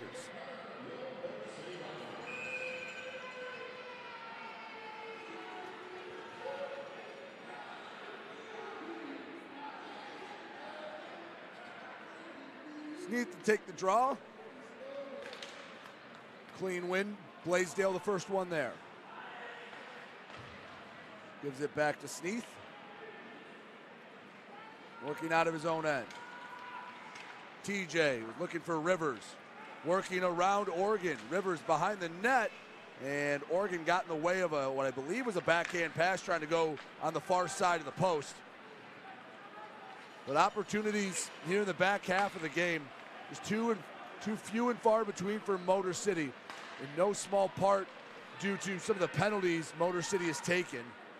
Allowed Port Huron to start bringing that momentum downhill. And like I've mentioned, all season long, it's just snowball. Have a whistle. And a Port Huron penalty coming up.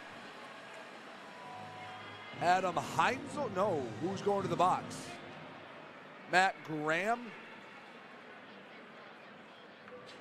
Too many men on the ice.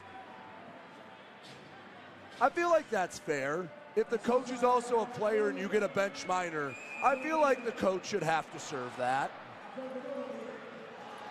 Not that it was necessarily Matt Graham's fault, but it's almost the lead from the front mentality.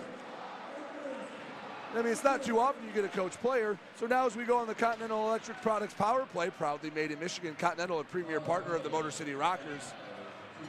Rockers can try to get one of the three they need back. Shot deflected. Corrigan got a piece of it. It just went down. Got too much of it. Colton slides ahead. Blaisdell for Corrigan. Drops it back. Hall returns for Corrigan behind the net. Chips past Colton. Too much on that one, and the Rockers have to reset.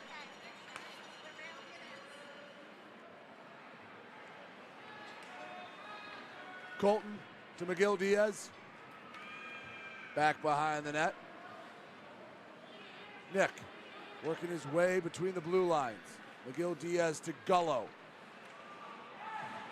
Leaves it back. Sneath. Back to McGill Diaz. Milam was ready. Sends to Rivers instead. Left wing circle. Shot kicked away by Kurdiawa. That puck sent into the stands. A few fans with some quick reflexes got the hands up in time. What a nice snag. 49 seconds left to go in the too many men minor.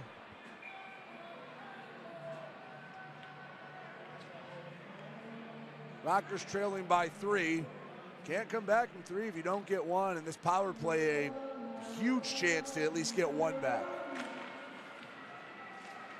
Stiles in the corner. Can't get it past McGill Diaz. At the far point to Gullo. Rink wide feed. Milam, one touch to Rivers. To McGill Diaz. Surveys the scene. 35 seconds to go in the man advantage. Rivers spins back. McGill Diaz shot. Oh, it caught Oregon.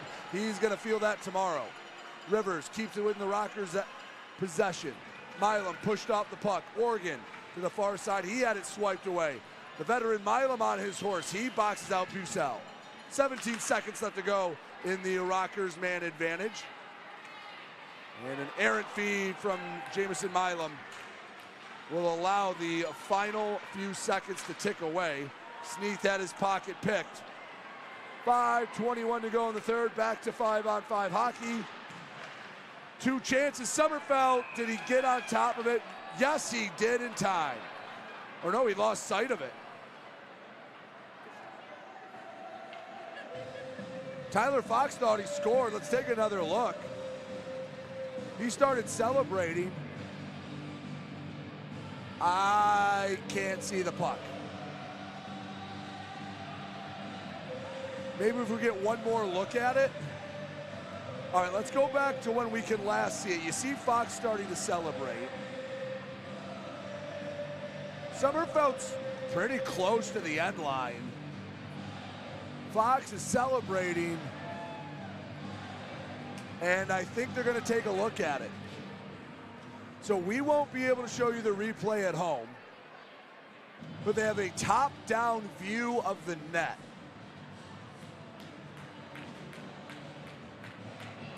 So they're going to take a look.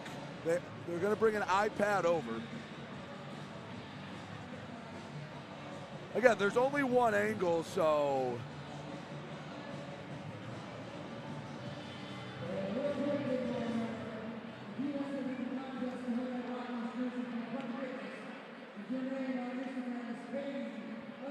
Colton and Graham are patiently waiting.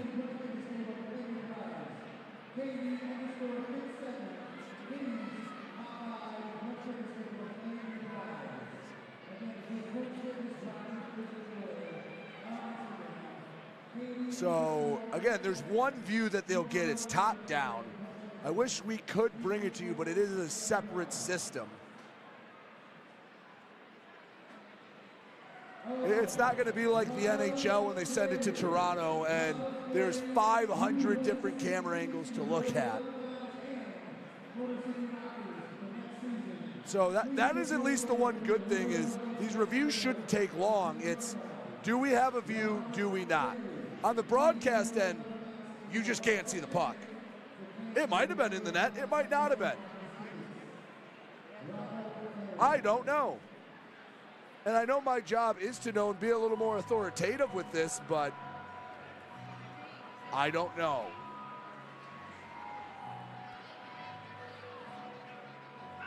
So the early report is there, it's hard to see anything in the mess of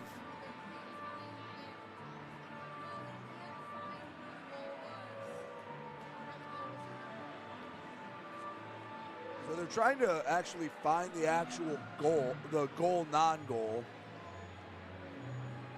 Everyone very patiently waiting. I guess I'll take this time to send a few thank yous out there. Again, it's been a heck of a season. I mean, there have been some nights where, you know, the internet goes down, nights where we struggle to get something up, and we thank everyone who has been able to stick with us. In the front office, Amanda, Charlie, who have been here for the season, they've done a heck of a job. As I'm guessing by Graham's reaction that it's not a goal. Obviously, Nick Field coming back as the GM. Ken Andrews, our new owner, has been a very calming presence in a wavy season. James, our in-arena host and one of our go-to guys with social media, does a wonderful job, a lot asked to him. And all the interns, to go over all of them would take a bit, but we have had both on the production side and around the team, one of the best group of interns you could ask for. They have been rock stars with everything that has been put on their shoulders this season. Johnny GRPA guy, Curry, on the ones and twos all season long. For Jamison Milam, for Zach Zolkanis, for letting me bug him on game day. Bring you the pregame interviews. And of course to the fans out there, whether this is your first or your 50th game watching with us, we really do appreciate it. So, obviously, as you can tell, no goal was the call, or at least inconclusive. Puck hops up into the left hand of Tyler Fox. Back off the end board. Sommerfeld wasn't sure where it was. Shot glove by Bryn. 5:01 to go in the third. 5-2 Port Huron.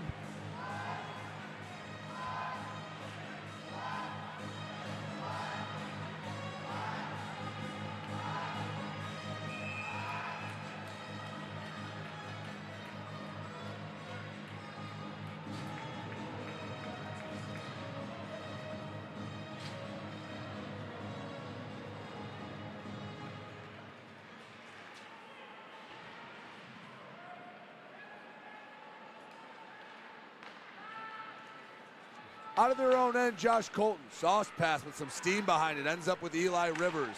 Looking for Sneath. Sends it to the middle. No purple sweater around. Colton took a shot at it. Looking for Gullo out in front. There's a loose stick. Who lost it? Oh, that was the Prowlers' Bobby Price.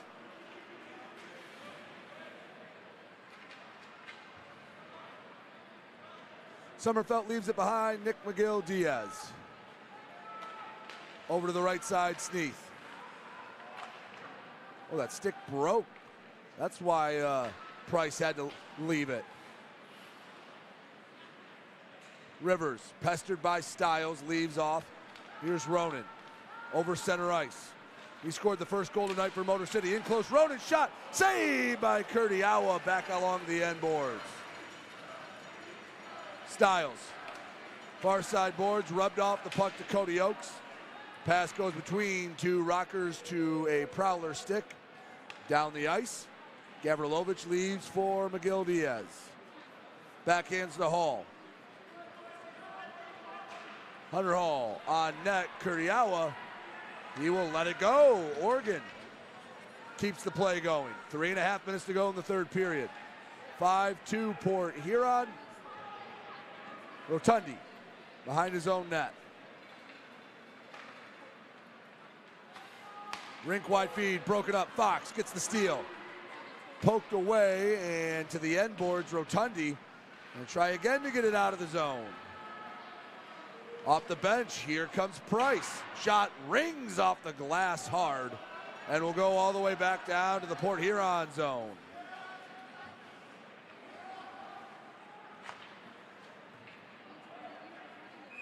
Icing, 2:54 to go in the third, 5-2 Port Huron. You're watching the Rockers Media Network.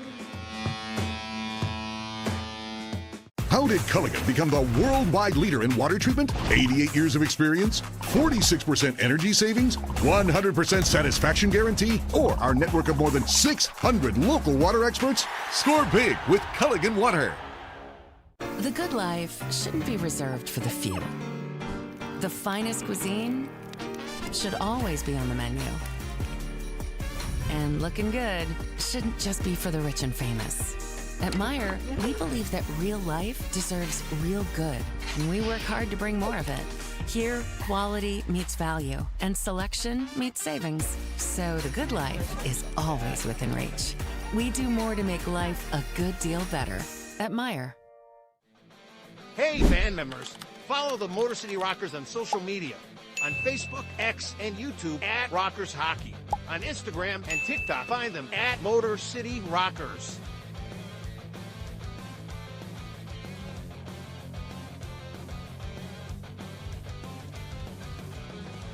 For tickets, schedule, and more, visit rockershockey.com.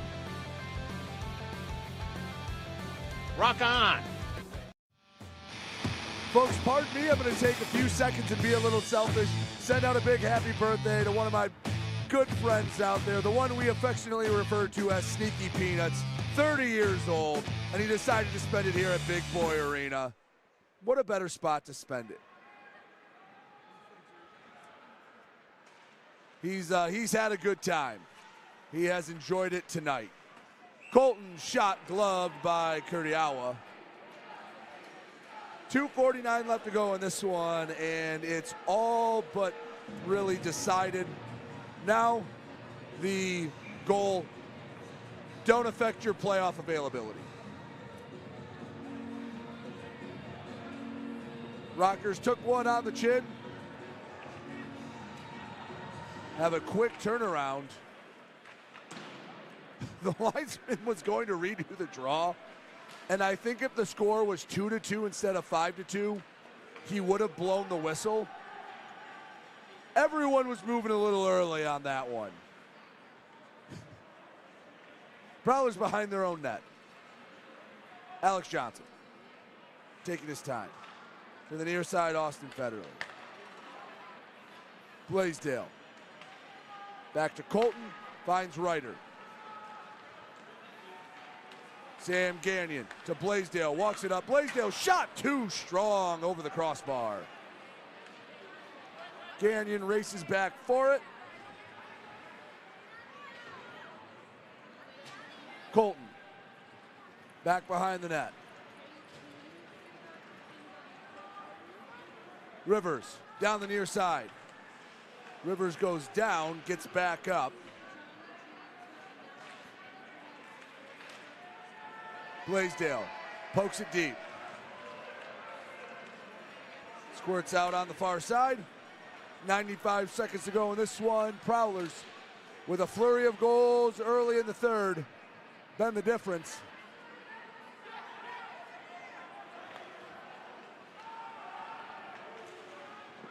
Punched away by Sommerfeld. Nick McGill Diaz through Timur Gavrilovic. Diagonal dumping. Heinzel collects.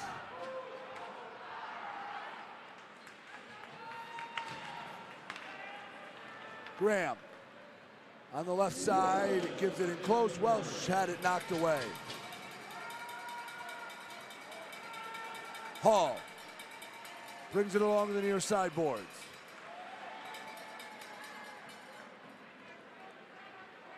It'll roll on its side back to their own end.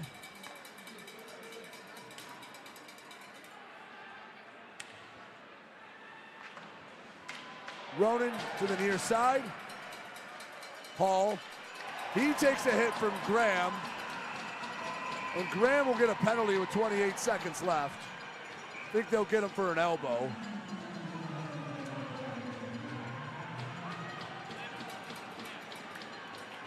So Graham will go to the box, though it won't have much effect on this one. One final Continental Electric Products power play for the season. Continental, a premier partner of the Motor City Rockers.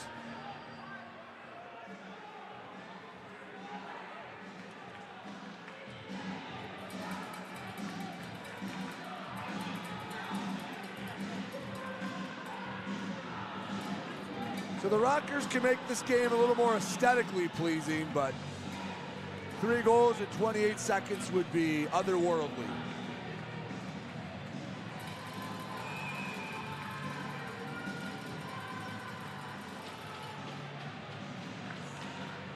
Off the draw, cleared down the ice. 20 seconds left. Miguel Diaz into the offensive zone. Shot lifted almost over the protective netting. Have to drop the puck at least one more time.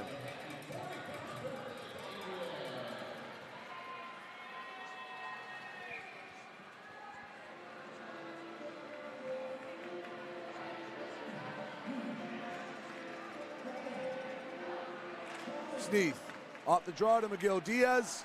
Centers tipped out in front. Rotundi poking at it, goes wide. Rivers backhands to the right side. Miguel Diaz, oh, he had an open net, and the game ends, and Heinzel tackles Rotundi from behind as the buzzer sounds.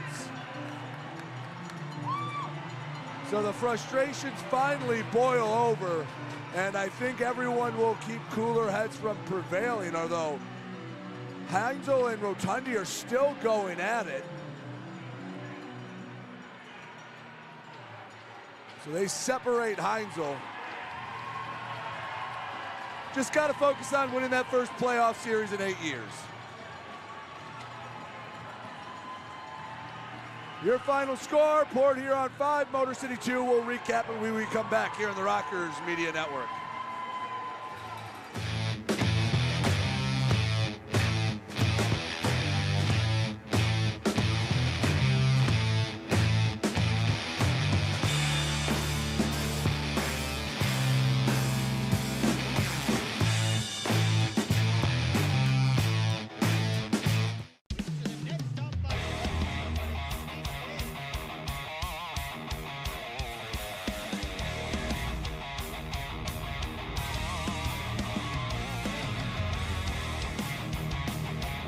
Up in front, shot scores!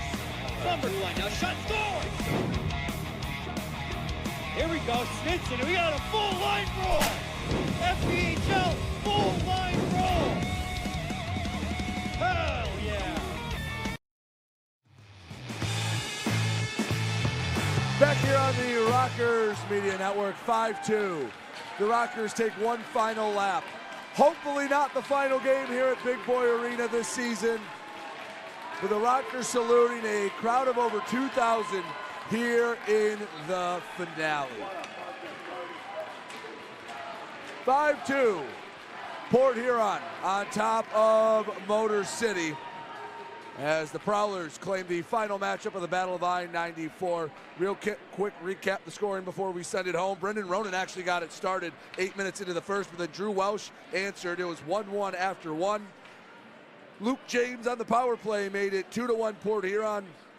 And Then the Rockers tied it up midway through the second, but next 3 goals all would go to Port Huron. Jamie Bussell, Bobby Price, and Bobby Price made it 5-2. So that'll do it for the regular season here at Big Boy Arena. Again, we will have the play-in game on Tuesday against Watertown, 7:30 puck drop right here on the Rockers Media Network.